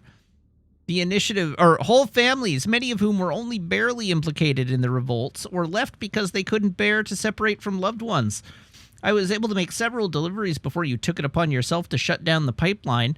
Enough to buy them some time and hopefully get them back on their feet. I've left my post on Nexus and joined these disenfranchised people. I wanted you to know that this was done out of concern and caring, not avarice or greed. Please don't take it out on the people of Kadara. Good luck to you. Acknowledge. Archive. Another interview. Hello, Ryder. They're saying you just got back from Kadara Port. There isn't much official word from there, or the exiles. Can you give me a few on-camera details? Yes. Archive. That last talk from Vetra. Ryder, thanks for listening to me. I hope I didn't come across whiny. Could my life have been different? Sure. Could have had a dad, a mom, a rigid upbringing, and great prospects in the Turian civil service with the stiff collars and the yes sirs to go along. What I'm saying is different's not always better. I don't regret anything or what I've done to get where I am. Don't regret coming here either. Archive. To Customer 427 from Bootleggers Association of Kadara, we appreciate your previous business and hope you enjoyed our unique power-packed homebrewed spirits. We are constantly improving and experimenting on new blends, so be sure to check back with us. Sincerely, Zed, founder of The Back. Thank you, from Lexi. Ryder, I appreciate you coming to find me on the Nexus. I apologize for running off like that. It was unprofessional and won't happen again. One day, when things calm down, we should get drinks for real. Unwind like friends. Purely platonic, of course. Non-work-related email from Jal. Ryder, I told Liam and Peebe and Lexi a children's story that the mothers used to tell us when we were small. It's from our oral history of the time before the Scourge. The crew said I should write it down so that it can be added to the cultural center on the Nexus. The Wayward Child. Long ago, there was a child who was very stubborn and wouldn't listen to any wisdom, not from her father nor her many mothers. One day, seeking adventure, she snuck aboard a spaceship with an unknown destination. That child was brave to seek adventure. However, she ended up getting spaced with a load of garbage. Deservedly, she froze in the cold vacuum of space and died. The end. I don't know why the crew enjoyed it. It's a terrible story meant to scare youngsters into obedience. Is this a novelty to your people? If so, how do you humans keep children from hurting themselves? Joel.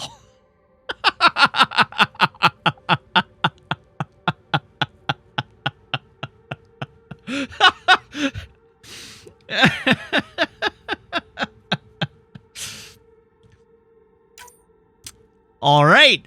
Pathfinder, your ship's doctor's been in the vortex a fair amount lately, alone. It's not my business to meddle in customer business, just poor, but you might want to see how she's doing.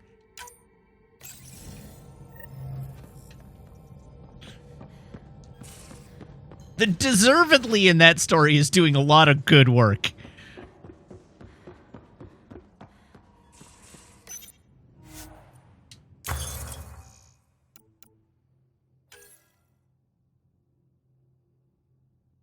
Okay, how do I know how to research the thing?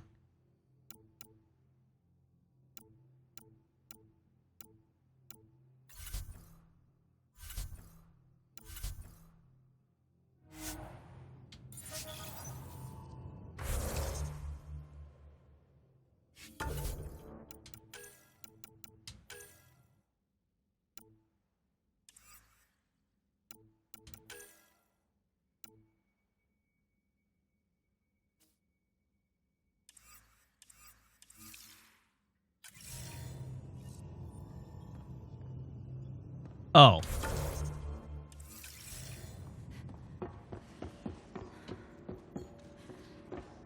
Does this thing not count as a research? Oh, no, it does. Okay, development.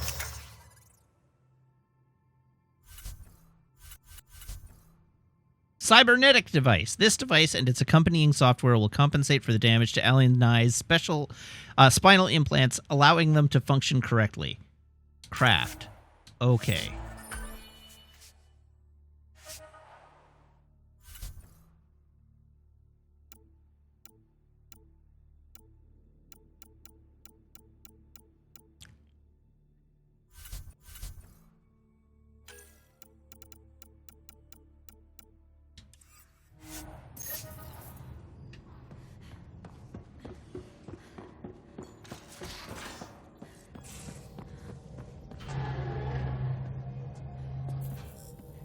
soup.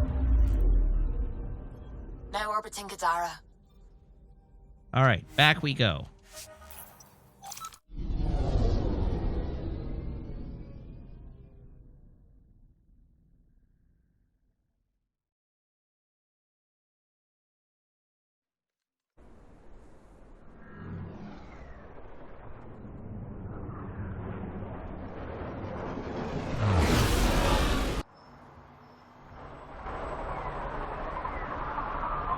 All right, we made it. Oh, research center right there. Lift to slums.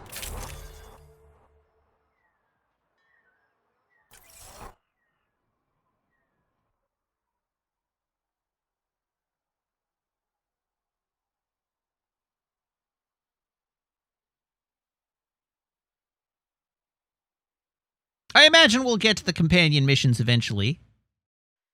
How many days of streaming do I have left for this game? 1, 2, 3, 4, 5, 6.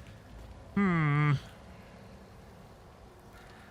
exactly making great time.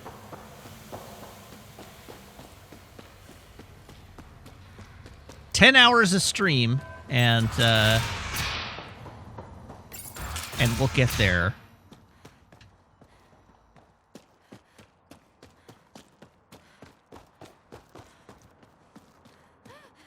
It's true. Gundam did me no favors today. That's all right. If it comes down to it, we'll take a break from this. We'll go play Jedi, and then we'll come back.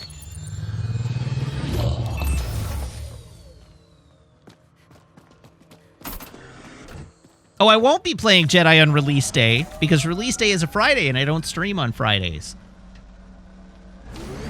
So this is the nice thing about my stream, is that if you want to play a game that I also want to play, you get a day's head start on me. Wait, why am I not fast traveling? I should be fast traveling.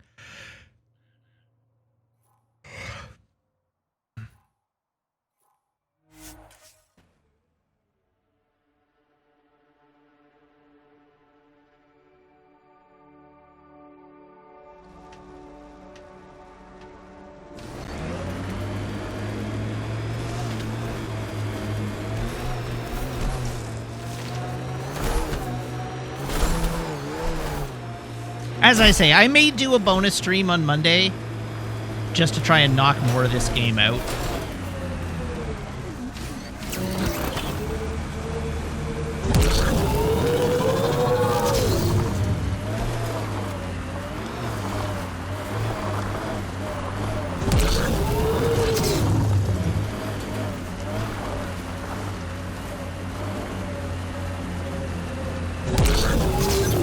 When the momentum picks up for this, it rushes to the end. Okay.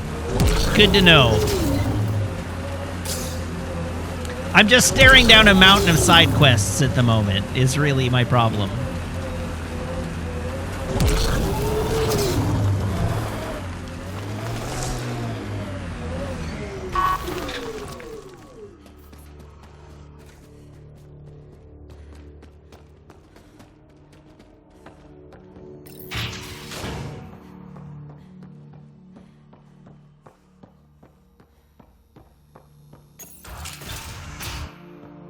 Hi. Malay, I put a little something together. This should help fix your implants. Are you serious? Yeah. Yeah, I can feel my nerves waking up. When Mercury goes down, Mum will lose her mind over this. Thank you. No problem, Malay. Goodbye. I've got to go. Thank you again. Mercury. Sounds like a code name for whatever Knight's doing. This will enable me to find any relevant data quickly. Let's search Knight's console and see what she's up to. Now kill him and everyone else, yeah. Security protocols breached. Bring up anything tagged Mercury. Files found. I don't know, just Mercury. download the entire A strike database. to prevent any future AI by destroying all quantum computers on the Nexus. Damn it. You could use those computers to create AI, but right now they run half the station. A lot of people could die. We need to stop Knight, now. Pathfinder, the AI detector has been triggered.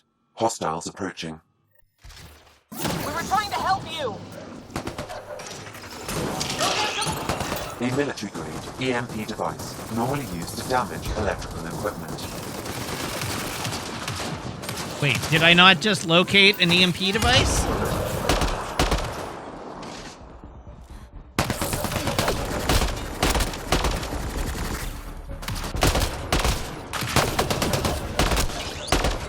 Watch the grenade! Nice shot!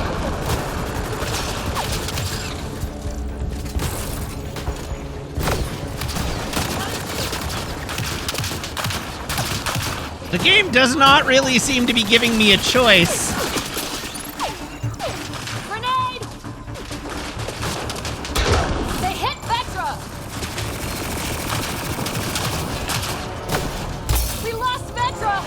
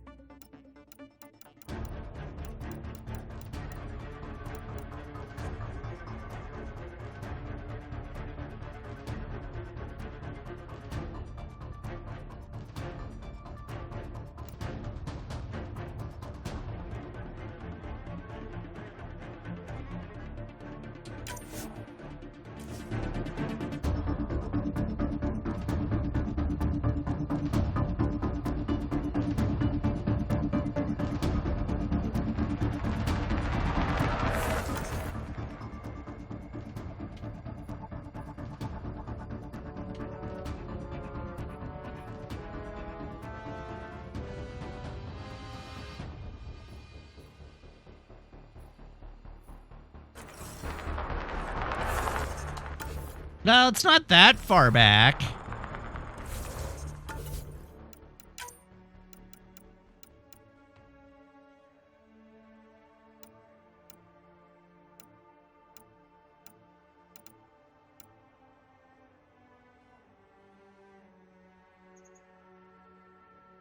Apparently, I didn't manually save after last stream.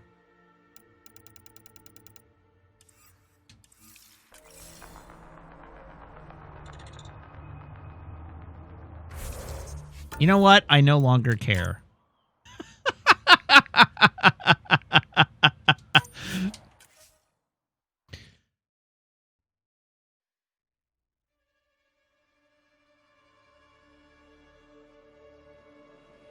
Security protocols breached.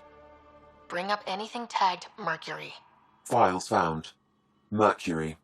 A strike to prevent any future AI by destroying all quantum computers on the Nexus. Damn it. You could use those computers to create AI, but right now they run half the station. A lot of people could die. We need to stop Knight, now. Pathfinder. The AI detector has been triggered. Hostiles approaching. We were trying to help you!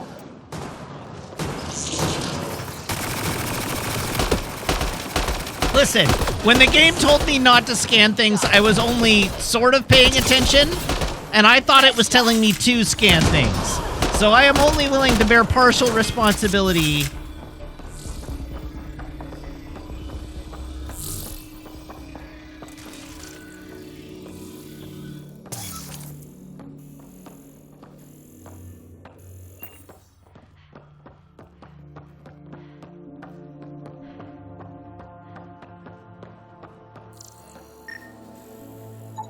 A military-grade EMP device. Yes, exactly. In my defense, I wasn't listening. Normally used to damage electrical equipment. As I understand it, this mission sucks out loud anyhow, so let's not worry about it.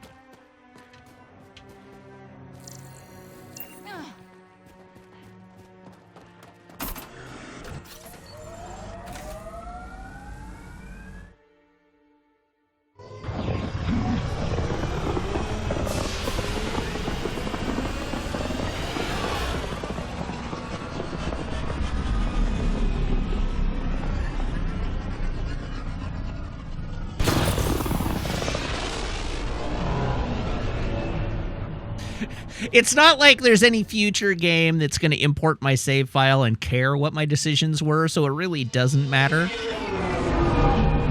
If there were an Andromeda 2, maybe I'd care more.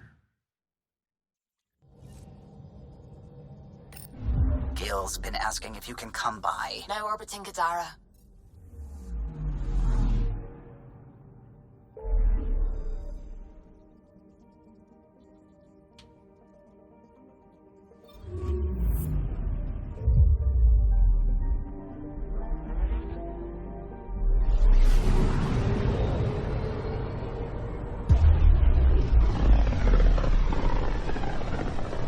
Alex says, I promise you that if it ever happened, you'd be able to go to Mass Effect Andromeda saves and download a perfect save. All right, cool.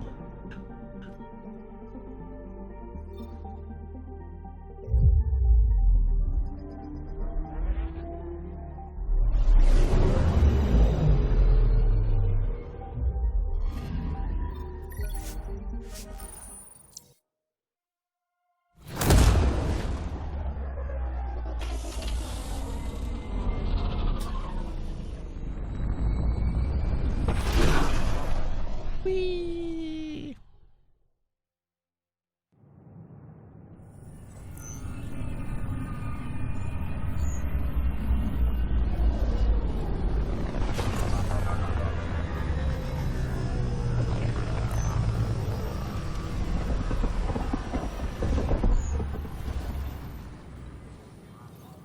Ryder, this is Kandros. Sam warned us about Knight's attack.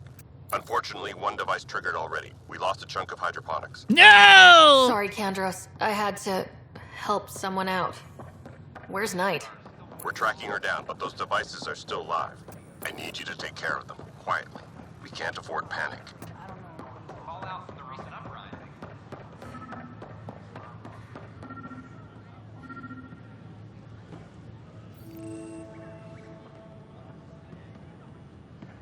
Oh, there it is. Son of a bitch, you played me. Knight? Yes, me. I let you near my son. You're not stopping this.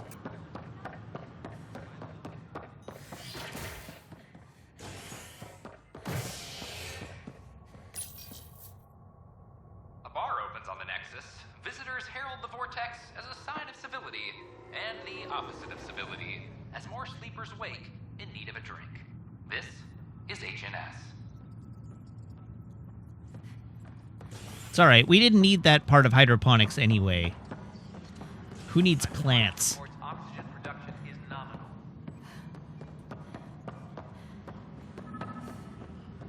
I'm sorry, man. Just trying to move stuff around. Doc says that break is a textbook case of being hit with bionics. And they're lying too because she fell. Did you come 2 million light years to be a scumbag? Or do you want to know its mind?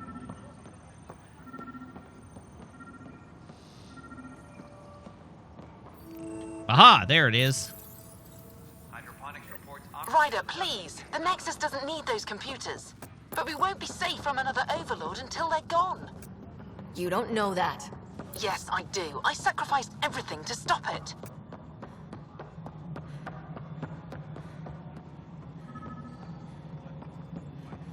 Attention, civil disobedience has been reported in hydroponics. Security is investigating. How the hell should I know?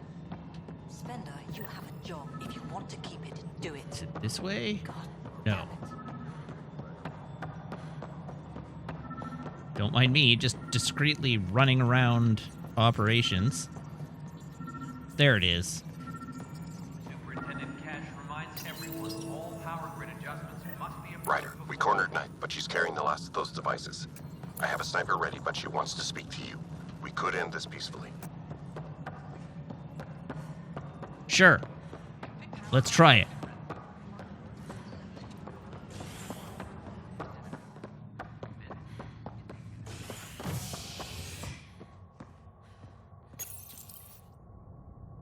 Fallout from the recent uprising as security tightens across all sectors on the Nexus. Director Tan stresses that it's, quote, for your safety. This is HNS. Yeah, we didn't kill anybody important except that one vaguely sympathetic Turian. So maybe we can get the good ending still.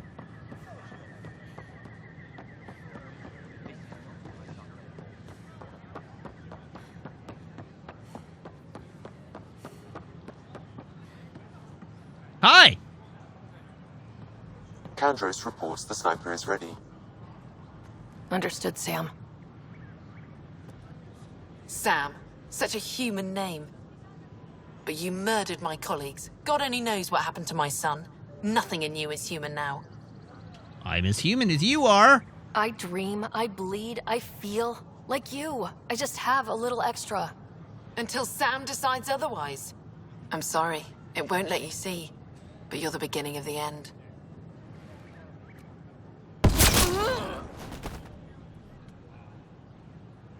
Ella, I'm sorry. What was that? What happened to try and resolve this peacefully? A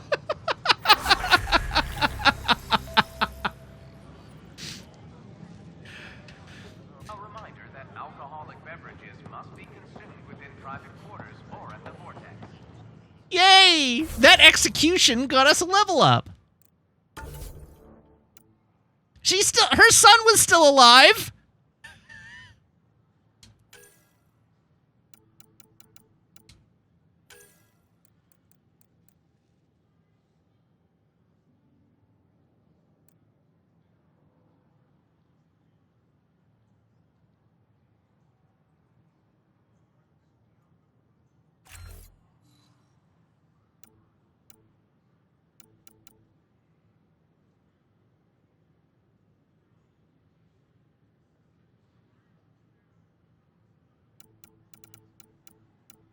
All right, what's good?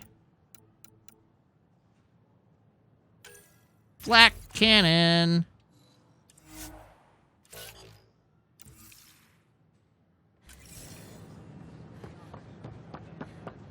Consumption of alcohol in public spaces is strictly prohibited. Okay, what do we got? Why would I leave? Coaster Jeff Goldblum says, flak cannon, can me a flak. Hi, Carrie. Let's do an interview. First things first.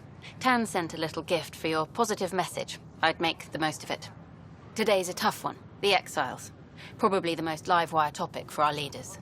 You've met the treacherous mutineers at Kadara Port. Some think the Exiles are a menace to be eradicated. Yes, they're still the enemy. The Exiles have as many problems as the Initiative. Not every outlaw wants us dead. Wow, it's almost heresy to hear that the Exiles are anything but filthy... well, exiles. Sorry, I have to cut this short. I need to prep for a meeting. Apparently some colonists want to talk about the series. Maybe they'll be willing to go on camera. Wait, you flew me all the way here just to ask me that one question? You're wasting my time, Carrie. I wonder what I was thinking. No doubt that interview could have been an email.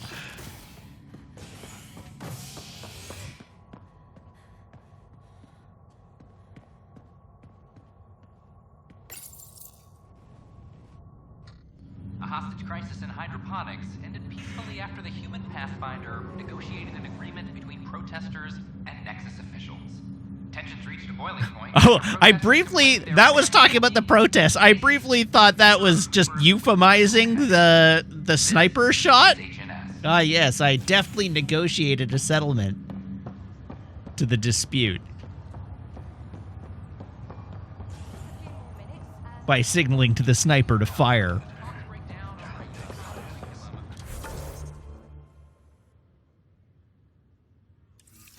I was 31 years old when I got on the Ark.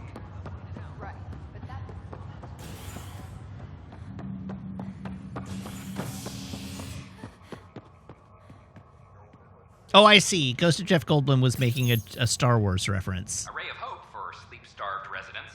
Maintenance begins on malfunctioning sun lamps, causing unending daylight in some Nexus quarters. This is HNS.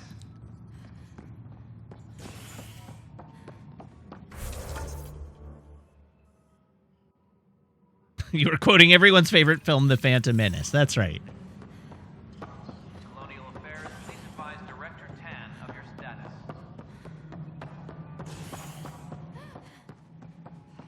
Good to see you. It's just not fair. Nexus Exiles find Hi, sellers. security are implicated in the mutiny. An investigation. Excuse me, Pathfinder. Is your name Peter? I don't know where else to turn. My best friend's been missing since the revolts. Tell me. He was involved with a woman who was exiled. She obsessed over him, and I'm sure she kidnapped him.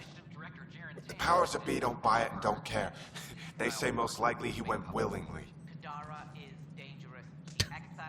I mean, he's got to get his cloaca wet somehow. Love can make us do strange things. He didn't love her. She was just a fling. The initiative has branded him a traitor. I don't want that to be his legacy. I want to clear his name, Sanjeev Clement. The woman was Delaney Roos. She must have taken him to Kadara. I'll see what I can do. I'm in your debt. Do Turians have a cloaca? It's that or an ovipositor. Language.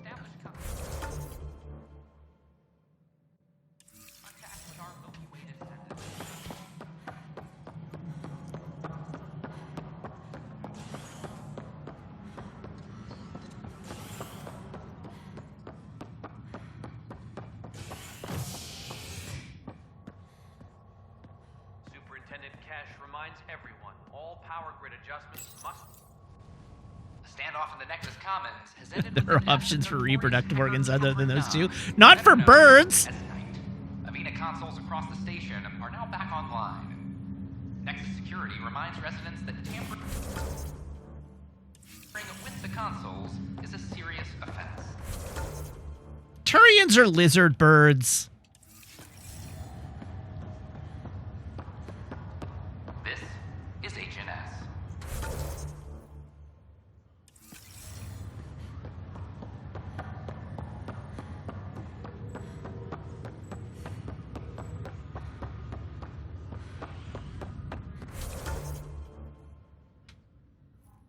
Surely I know about duck penises. Ah, yes. The fabled corkscrew.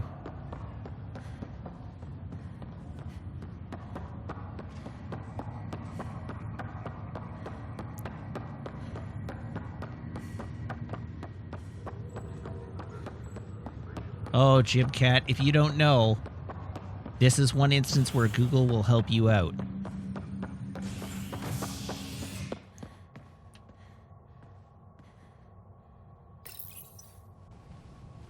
Convicted murderer Nilken Rensis, pardoned after an investigation by the human Pathfinder proved his innocence. This is HNS. Okay, here we go. Like humans, Turians are viviparous in that they don't lay eggs. Instead, they gestate their young and then give birth to live young after the gestation period. But Turian fetuses don't use umbilical cords, they use yolks, much like birds do with their eggs. Nutrients from that yolk or sac will feed the fetus. Gestation takes 11 months versus 9 for humans. All right. Also, I have to tell a joke.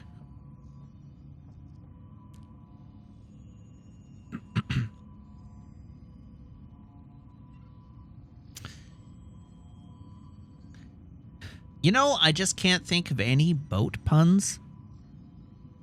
Canoe?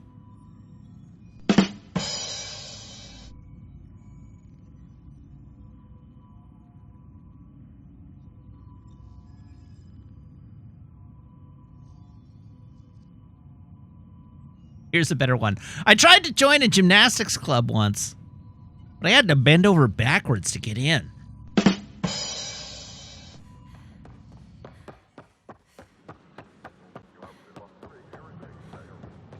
I don't know about these Angara.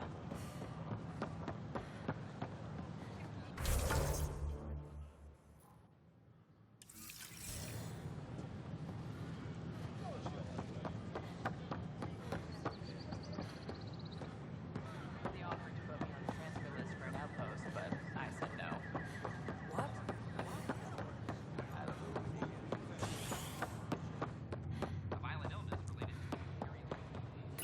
Back to the Tempest. Back to the Tempest. Da, da. Holy crap, it's 9 o'clock already.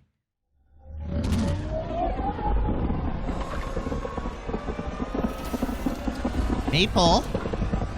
Oh, she's even got her head up. Maple, come here, sweetie.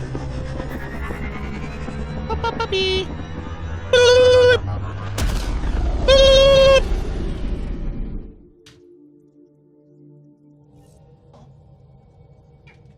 Pathfinder, got a minute?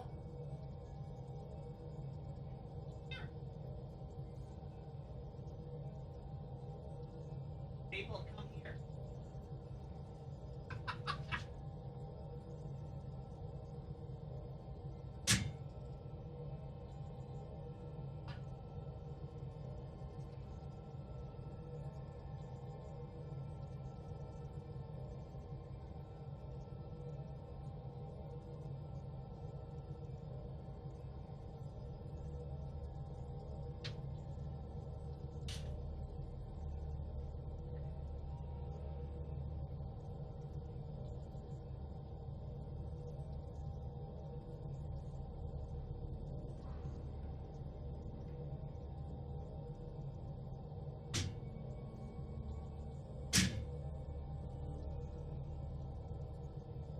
There we go.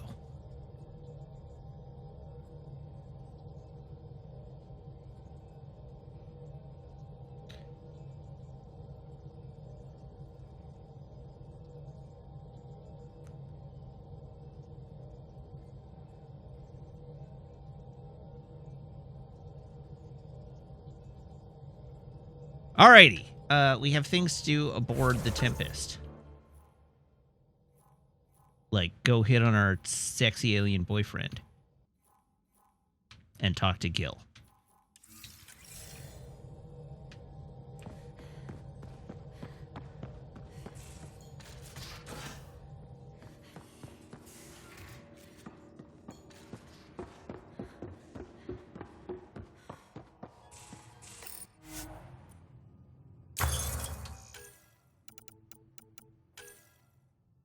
$720 research data?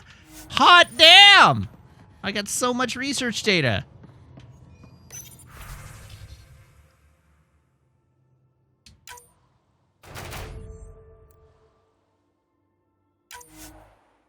Oh no!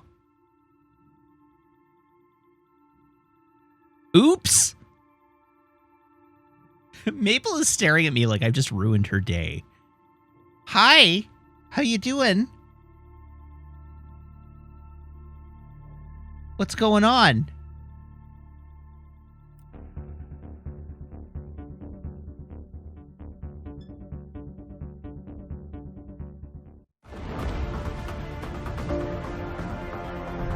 So I accidentally played this mission in multiplayer.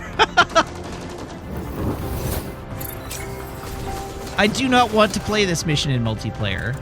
Oh, also, hi, Meg.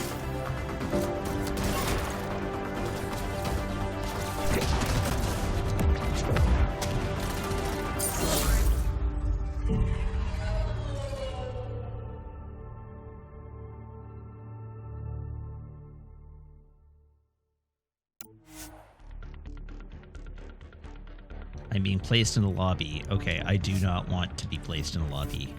Free me from this lobby.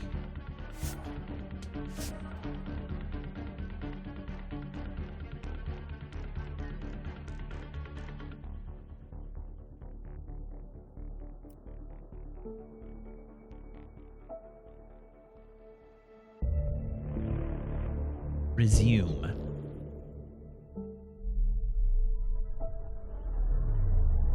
Oh, Maple. You look so sad now. Before you were just looking at me like expectantly, and now you look deeply unhappy. Maple, you are fine. There's nothing wrong. You are warm, you are comfortable. You've had 3 meals today. You've had walks. You've peed, you've pooped. You need a refresh on your water, but we'll deal with that shortly. You literally just had a treat and a pat. Only 3 meals. What is this, a prison?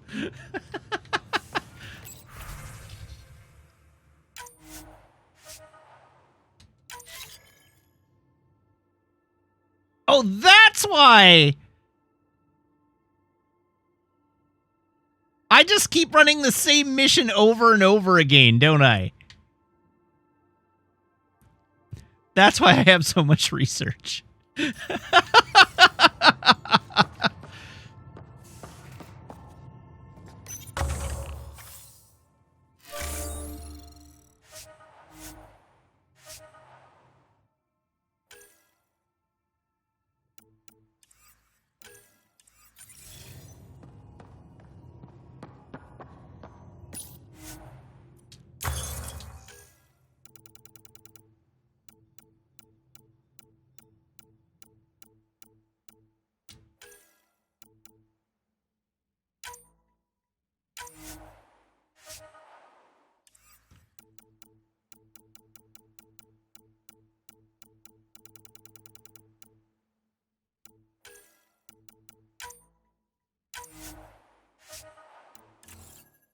Oh, I can't do the level 5 yet.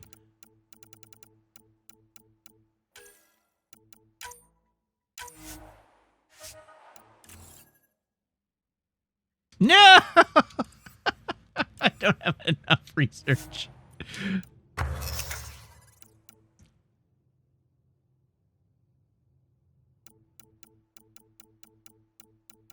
But I can build the Black Widow 4.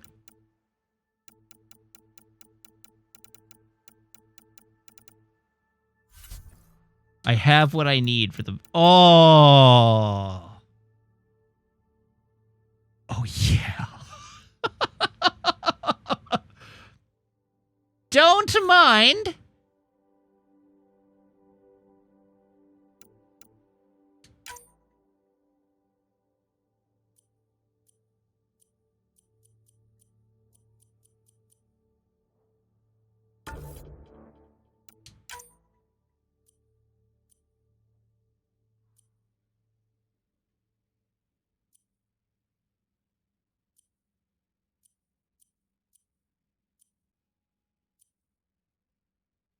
Oh, I don't have any augmentations that will let me attack shields with this thing, sadly.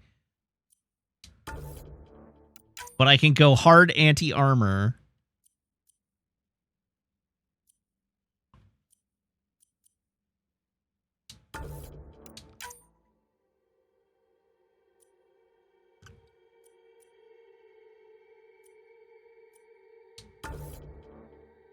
Craft.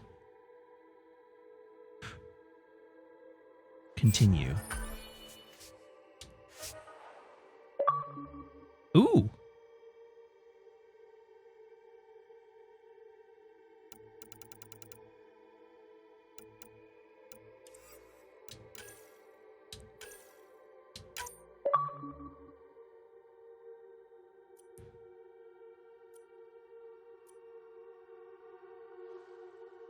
Craft. Continue.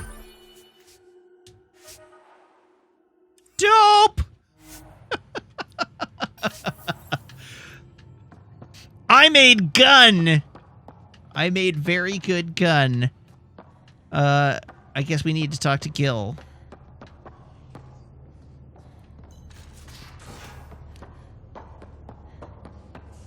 So the Angara were fighting their Don't own care. this whole time. Don't care, Drac. Hey, yourself. Question for you. Answer. Shoot. When all this craziness is over, you think you'll have kids? I think if we're going to populate this end of the galaxy, it's kind of required. But hello, left field. Where the heck's that coming from? Jill, the best friend I mentioned while I was thrashing you at poker. She's starting the initiative's first repopulation effort at Prodromos. It's all she can talk about. It got me thinking. At the end of the day, this whole thing, the Andromeda initiative, we're basically here to spawn. You just figured this out. Took you this long to figure that out? I told you, I didn't really think this thing through. But nothing we do here really matters unless we survive. Jill's right. At some point soon, we better get busy making babies. True enough. Who knew this thing was just a glorified dating service? Eesh. The biological imperative is kind of a bummer. You can still procreate. There are other ways to reproduce. It doesn't have to come from a romantic relationship. I guess I could donate DNA, or however it works. You know me. Whatever my gut says in the moment, I do, and I don't look back. My mum says that's how my dad was. I wouldn't know. His gut moved on before I was born. His gut went out for cigarettes and never came back. I'm sorry, Gil. I had no idea. That must have been hard. Hey, I turned out all right. He did his part, brought me into the world. Maybe that's enough. Thanks for talking, Ryder. Have you got the parts for the quest that I need? Long time no chat. What's up? Nothing. Talk to you later. Good talking to you, Gil. Anytime.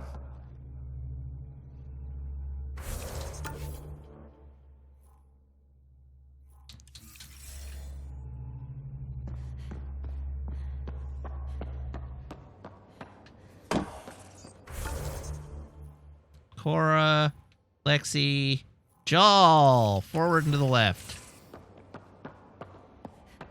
Not that way. Forward and to the left.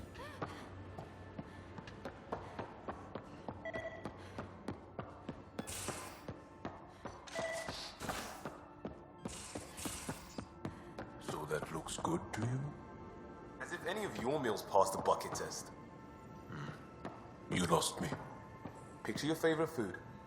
Now picture it in a bucket beside a barn. Would you still eat it? Do all humans try to ruin everything? Or just you? Just him. Liam kind of sucks, Jal. My reports from Ephra regarding Aksul are worrying. I don't understand how the Rokar manages to recruit so many. I've got to go. I'll see you later, Jal. Stay strong and clear. I came here for some freaky alien nookie, and you're not putting out, so I'll talk to you later, Jal.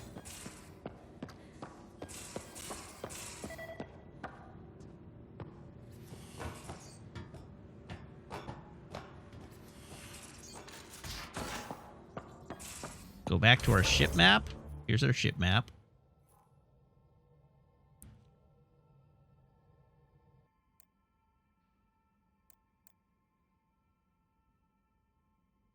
Yes, it does look like a giant schlong. The third level especially, that's a penis.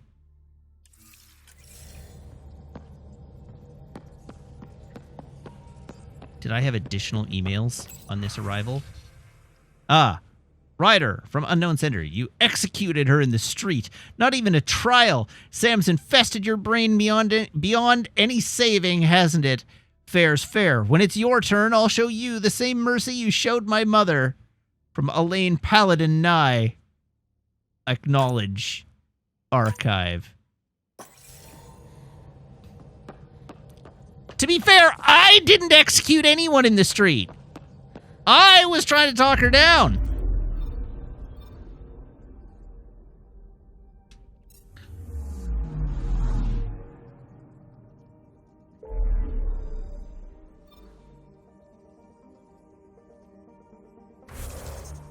All right, journal. What do we got? Helios assignments. Do we have anything left on Kadara? Speak to Sloan. Meet Sloan. I'm really trying to wrap up Kadara here, and it's not working with me. Dear Kadara, please shut up.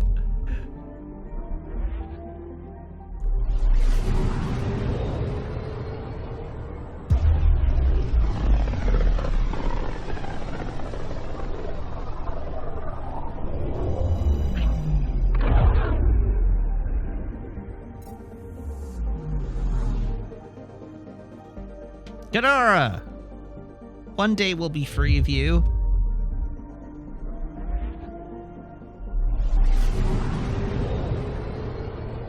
Maple, you're not allowed to fall asleep. I need you to sleep at a reasonable hour You're not allowed to fall asleep. You have to stay awake. Stay with me, little one. Stay with me. No orbiting Kadara.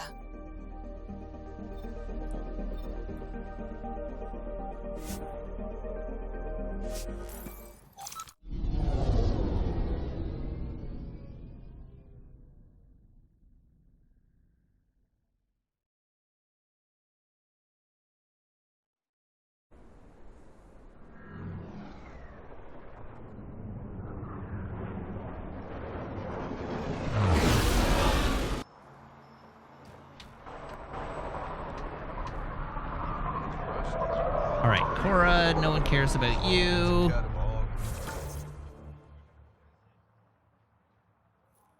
Speak to Sloane, way at the back. Cargo moving through Kadara.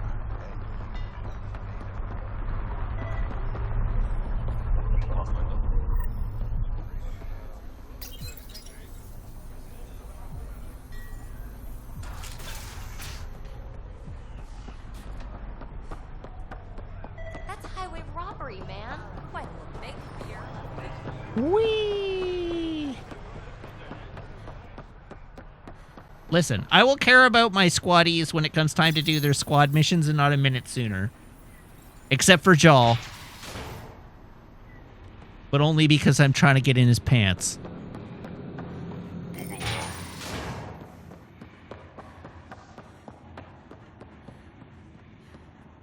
Where is everybody? I told them to get out of my sight. Bad day, huh? Take it someone pissed you off.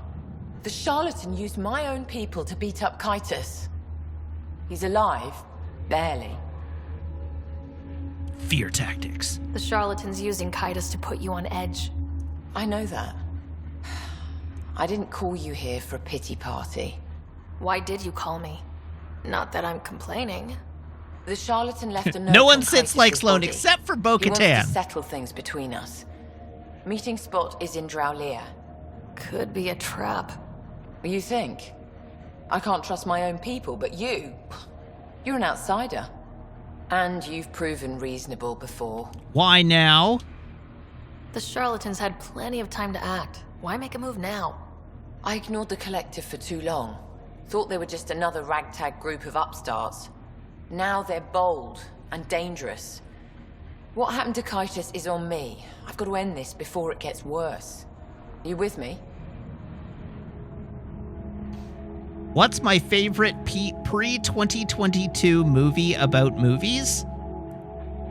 Speed Racer?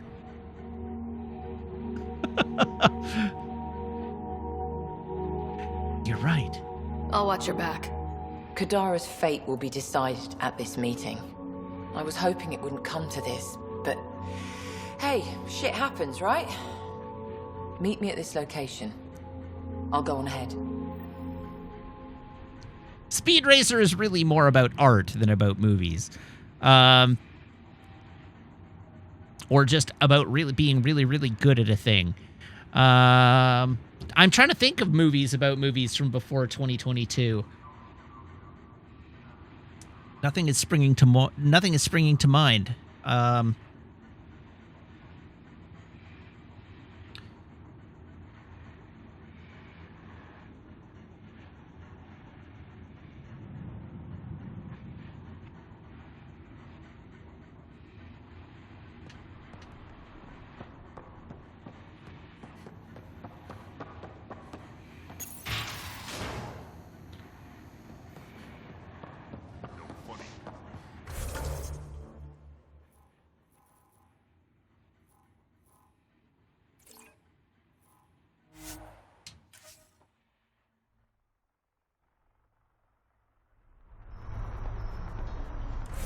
Can I go to the slums from here? Or do I have transit console? Take lift to the slums.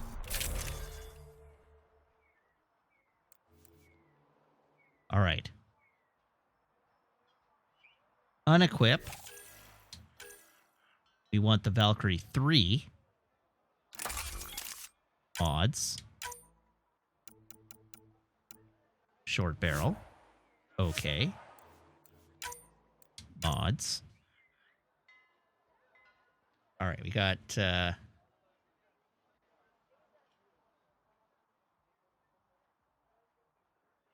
Truth be told, I haven't seen Super 8 since, like, since it was in theaters.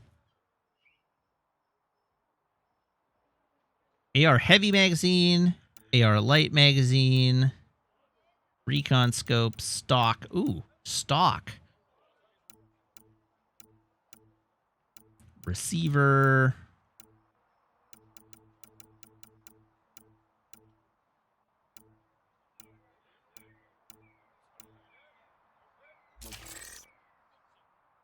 All right, and then also unequip the Black Widow 1. Equip the Black Widow 4.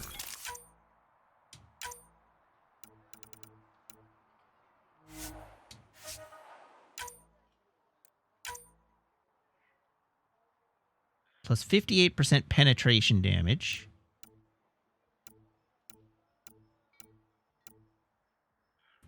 Spare ammo.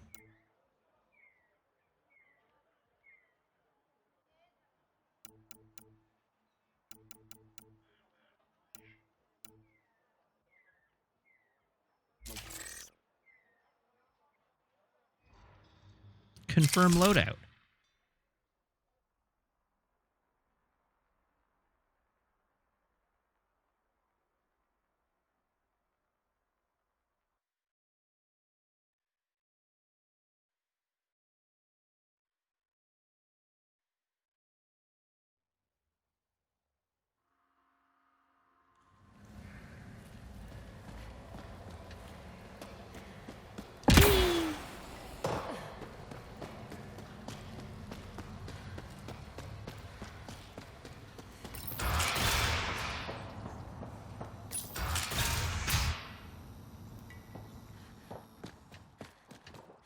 Sam Wonk, you keep listing movies I haven't seen.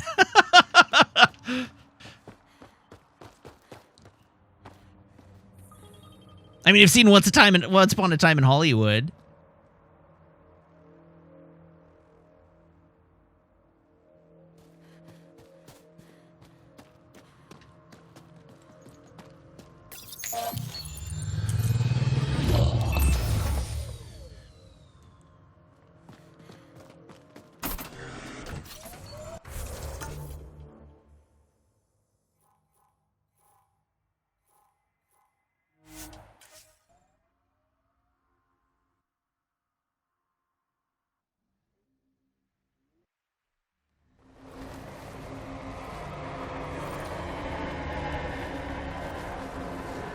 Okay, where is our objective?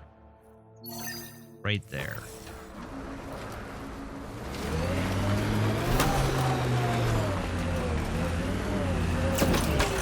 Transformers the movie.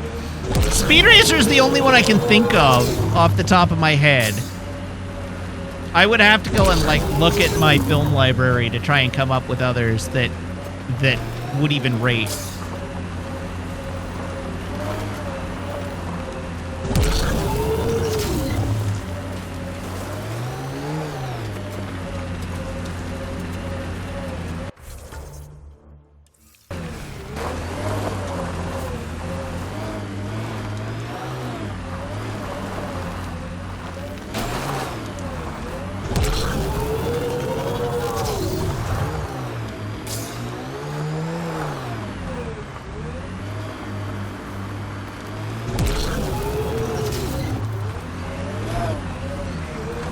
I don't know why I'm trying to drive along the side of this mountain.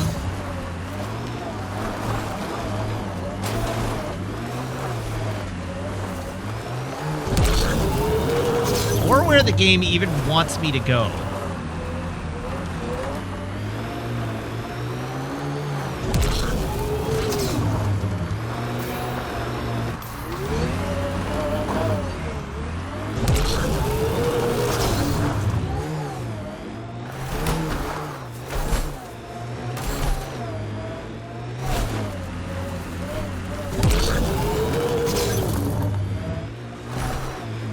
Almost Famous?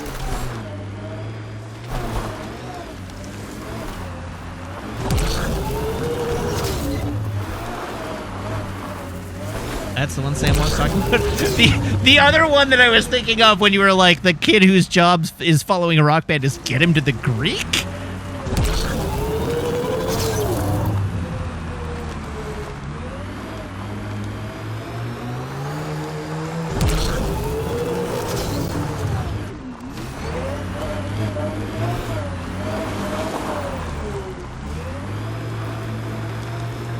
God, this thing sucks to drive.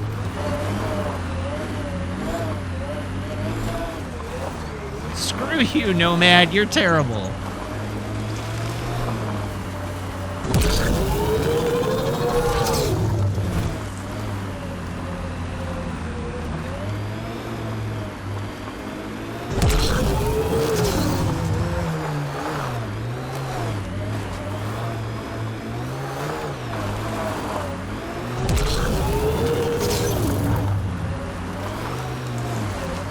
Listen to Zandai.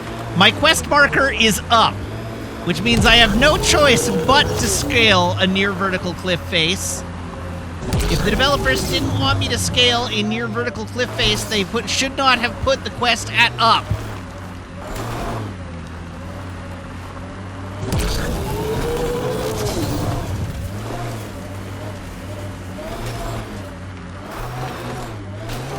No, it was up. It was relatively higher than my position. There's a marker that tells you. Anyhow, I got here eventually. Hi, Sloan.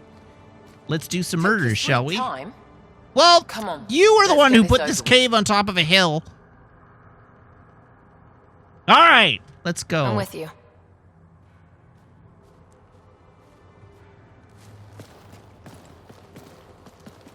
If there was a gentler slope, I couldn't find it. You look like you're waiting for someone. Reyes? I'm here for the charlatan, not some third-rate smug. He is the charlatan! They're one and the same. Surprise.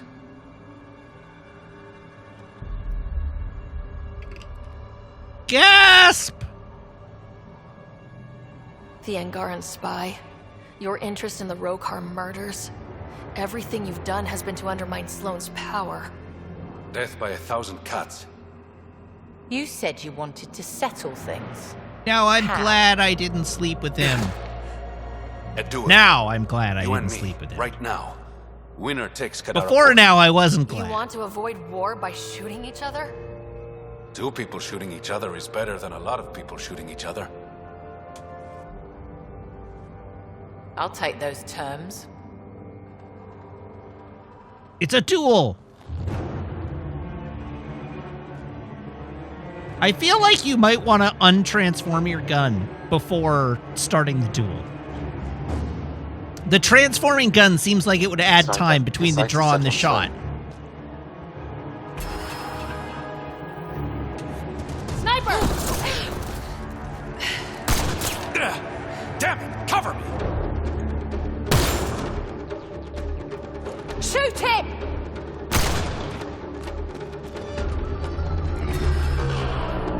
No, I missed the prompt! Damn it! What the hell was that? He was unarmed. Well, it's alright. He was unarmed, so now I feel better People about will it. find him, then his head goes on a spike. No more heads on spikes. No. No more heads on spikes. No more public executions. Not even out of the fucking cave, and you're making demands. You're alive because of me. It's time you start playing nice. I'll never trust Tan or the initiative. But you're out of the doghouse. Anyhow, he still owes me like $1.25 for that bar swill.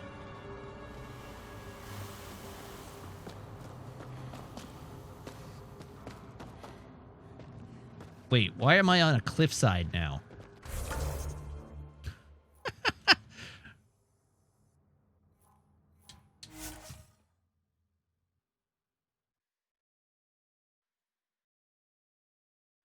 Listen, I keep missing these prompts because I'm only half paying attention to the game. Because when the game is, like, in the middle of a cutscene, I'm looking at chat. You're very distracting, chat. You make You make quick-time reactions more difficult to execute. Don't disapprove me, Jim Cat. This is categorically your fault.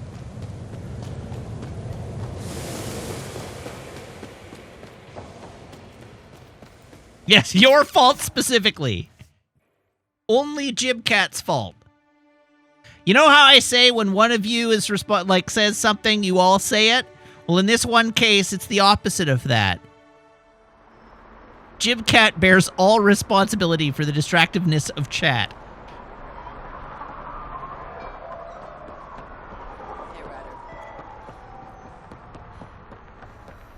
No, if anything, you should all interact more in chat.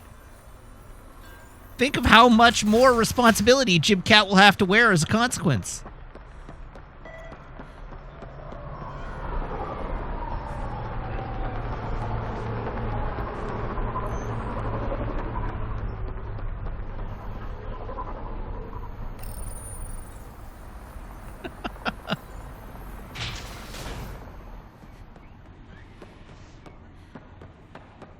Yes, I did see that Bomb Rush Cyberpunk got a release date, and I watched the trailer, but I did not actually pay attention to what the release date was. It's August sometime. I'm going to play the hell out of it.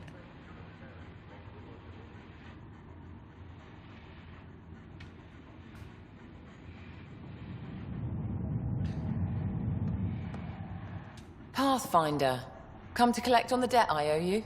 We need to talk.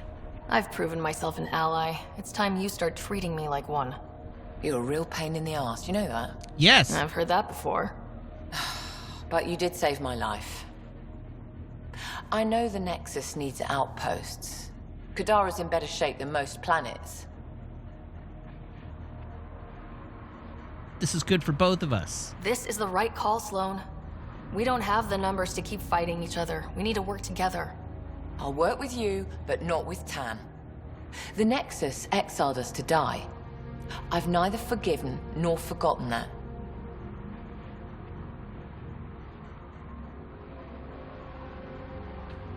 All right, we have to move on. I'm not asking you to ignore the past, just to consider the future.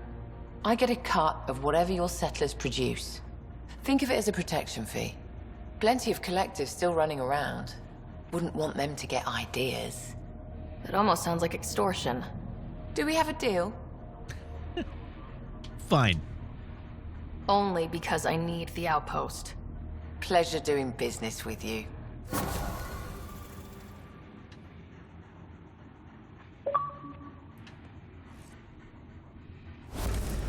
Hey, we gained a cryopod point.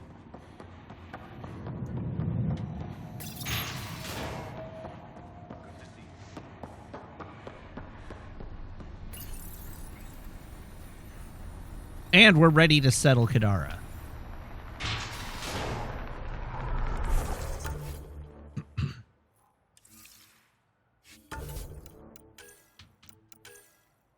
Create an outpost.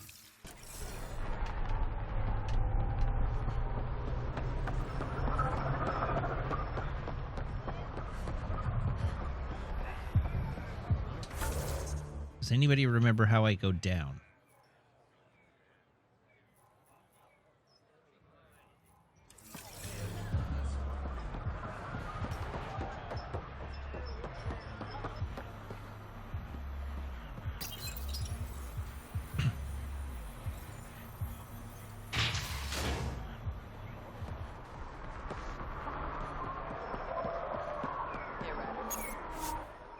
To the slums!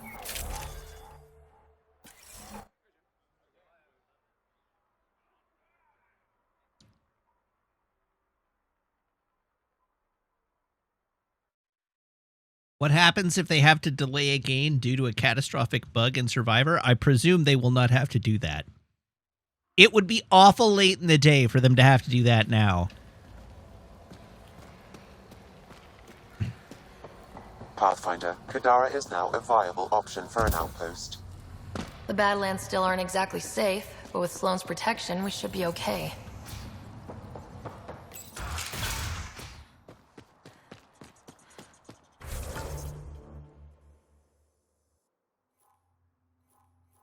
Outpost.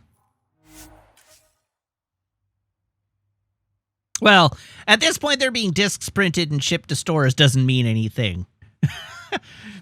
They could do a post-cert patch, like they could do a patch. There's going to be a day one patch, obviously.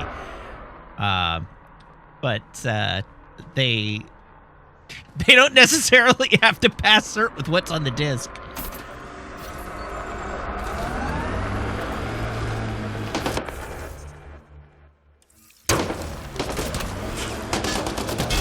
Ah!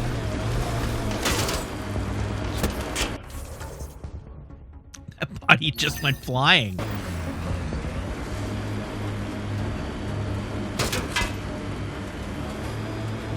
Oh, fair. You're talking about delays specifically. Right, of course. The disc is already on its way to stores, so I guess there's that. This area is viable for an initiative outpost, Pathfinder. Nice work.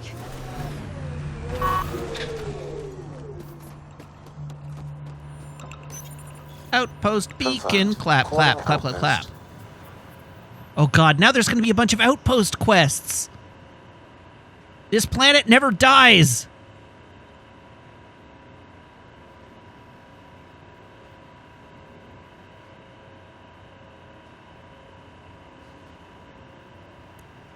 You're right, I did do this to me.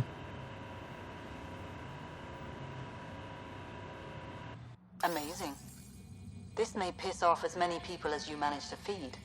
Director Addison? No personal appearance? Placing an outpost is a big deal. Thank you, but no. I prefer climate control to these extremes. Honestly, an outpost on Kadara, where the worst of our exiles stake their claim, you better be sure about this. There are people. We can't turn our backs. The initiative failed them. You weren't there, but you're here now, and it's your call. It's a win, and we'll take wins wherever we can get them. You need to do this again. Another step forward, but of course there's more. There's always more. And there's another matter, a ceremonial one. A statement for the archives. Is this really the time? Pathfinder was always a symbol. Like outpost flags hanging in the commons, the people need a connection to reality on the ground. Address them, Pathfinder. What did this mean? Yeah, why is she staring across the room?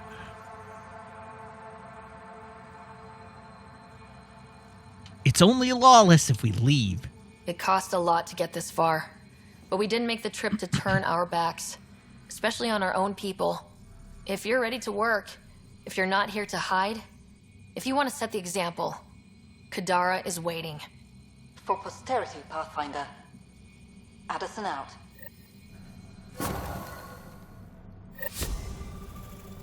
Kadara viability 100%.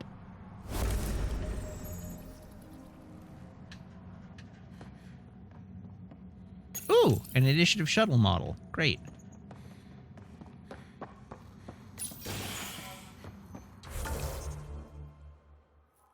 Oh, good. There aren't outpost quests.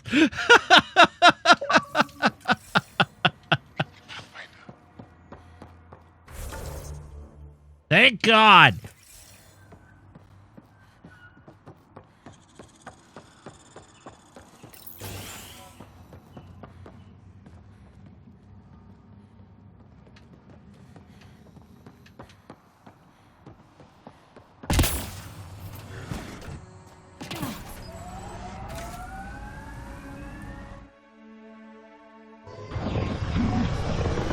That planet was long.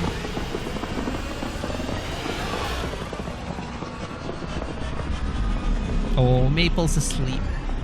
And her hind legs are twitching. They're so cute. Look at those little legs twitch.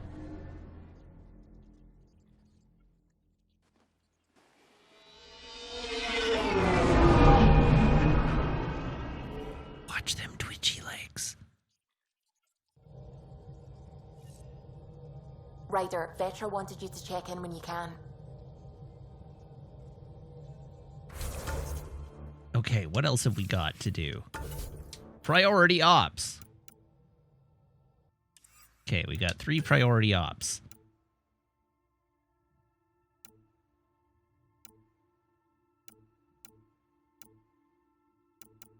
So we got Vetra, Ryder family, Turian Arc, PB, Cora, Jal, missing arcs, Liam. So those are the friend quests.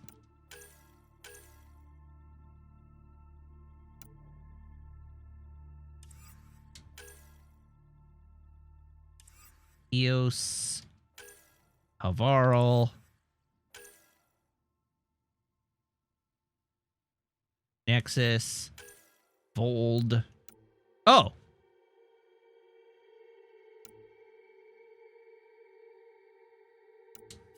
Really? I never settled Vold?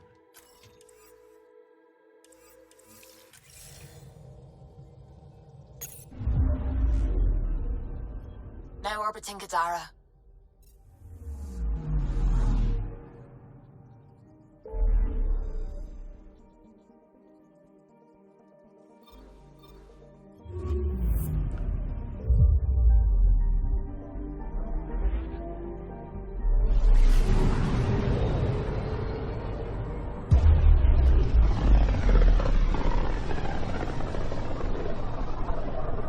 Back towards Vold.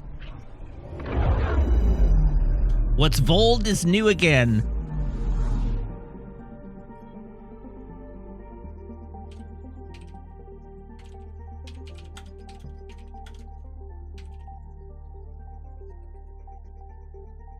Oh, you want a joke, do you?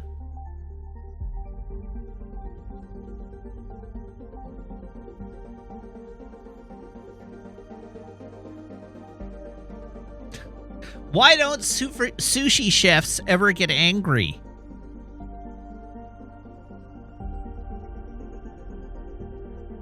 Because they have to keep their tempura in check.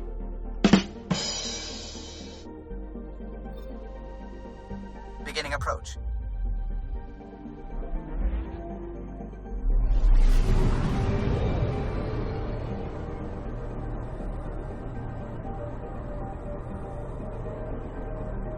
That joke is...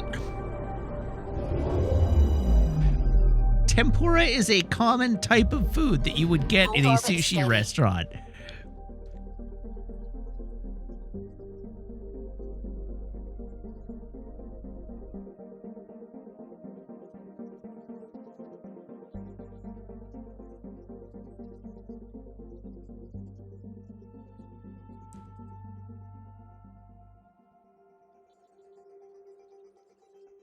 There are many kinds of sushi that have tempura on them.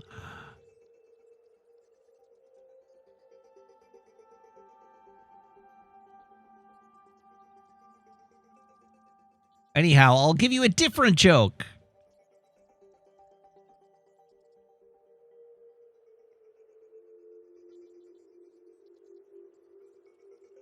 Wow. All right. Did you hear Rob Schneider is starting his own DIY electrical wiring protection company? It's called You Can Do It!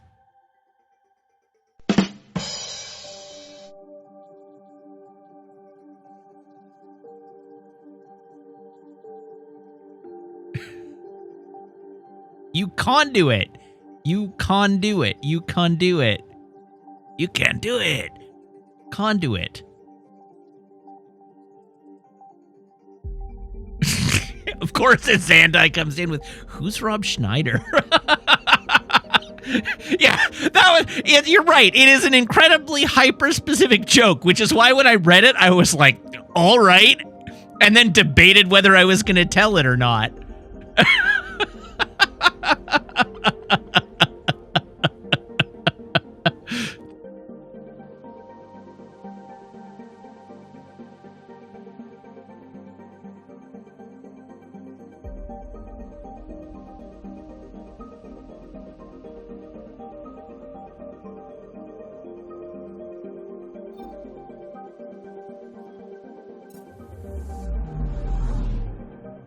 All right, you know what?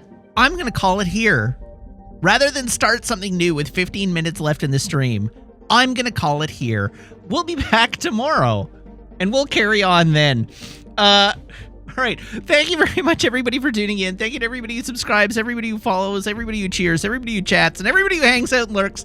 It's a genuine thrill to stream for you, and I hope you have as much fun watching as I do playing. I'll be back tomorrow, same Matt time, same Matt channel, here on twitch.tv/weekends, playing more Mass Effect Andromeda. Until then, as always, you can follow me on Twitter, YouTube, TikTok, and Instagram at Weekends_TV, and I have a Discord server you can join if you're a subscriber by making sure your Twitch account and Discord account are linked in Discord's back end, where my server will appear to you as if by magic among your linked servers.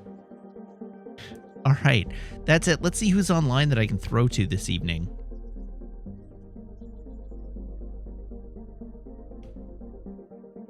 Surge!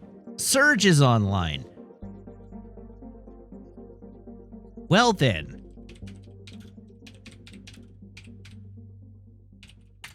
Everybody hop aboard this raid train, and I will see you back here tomorrow. Until then, so long, have a great night, and, goodbye.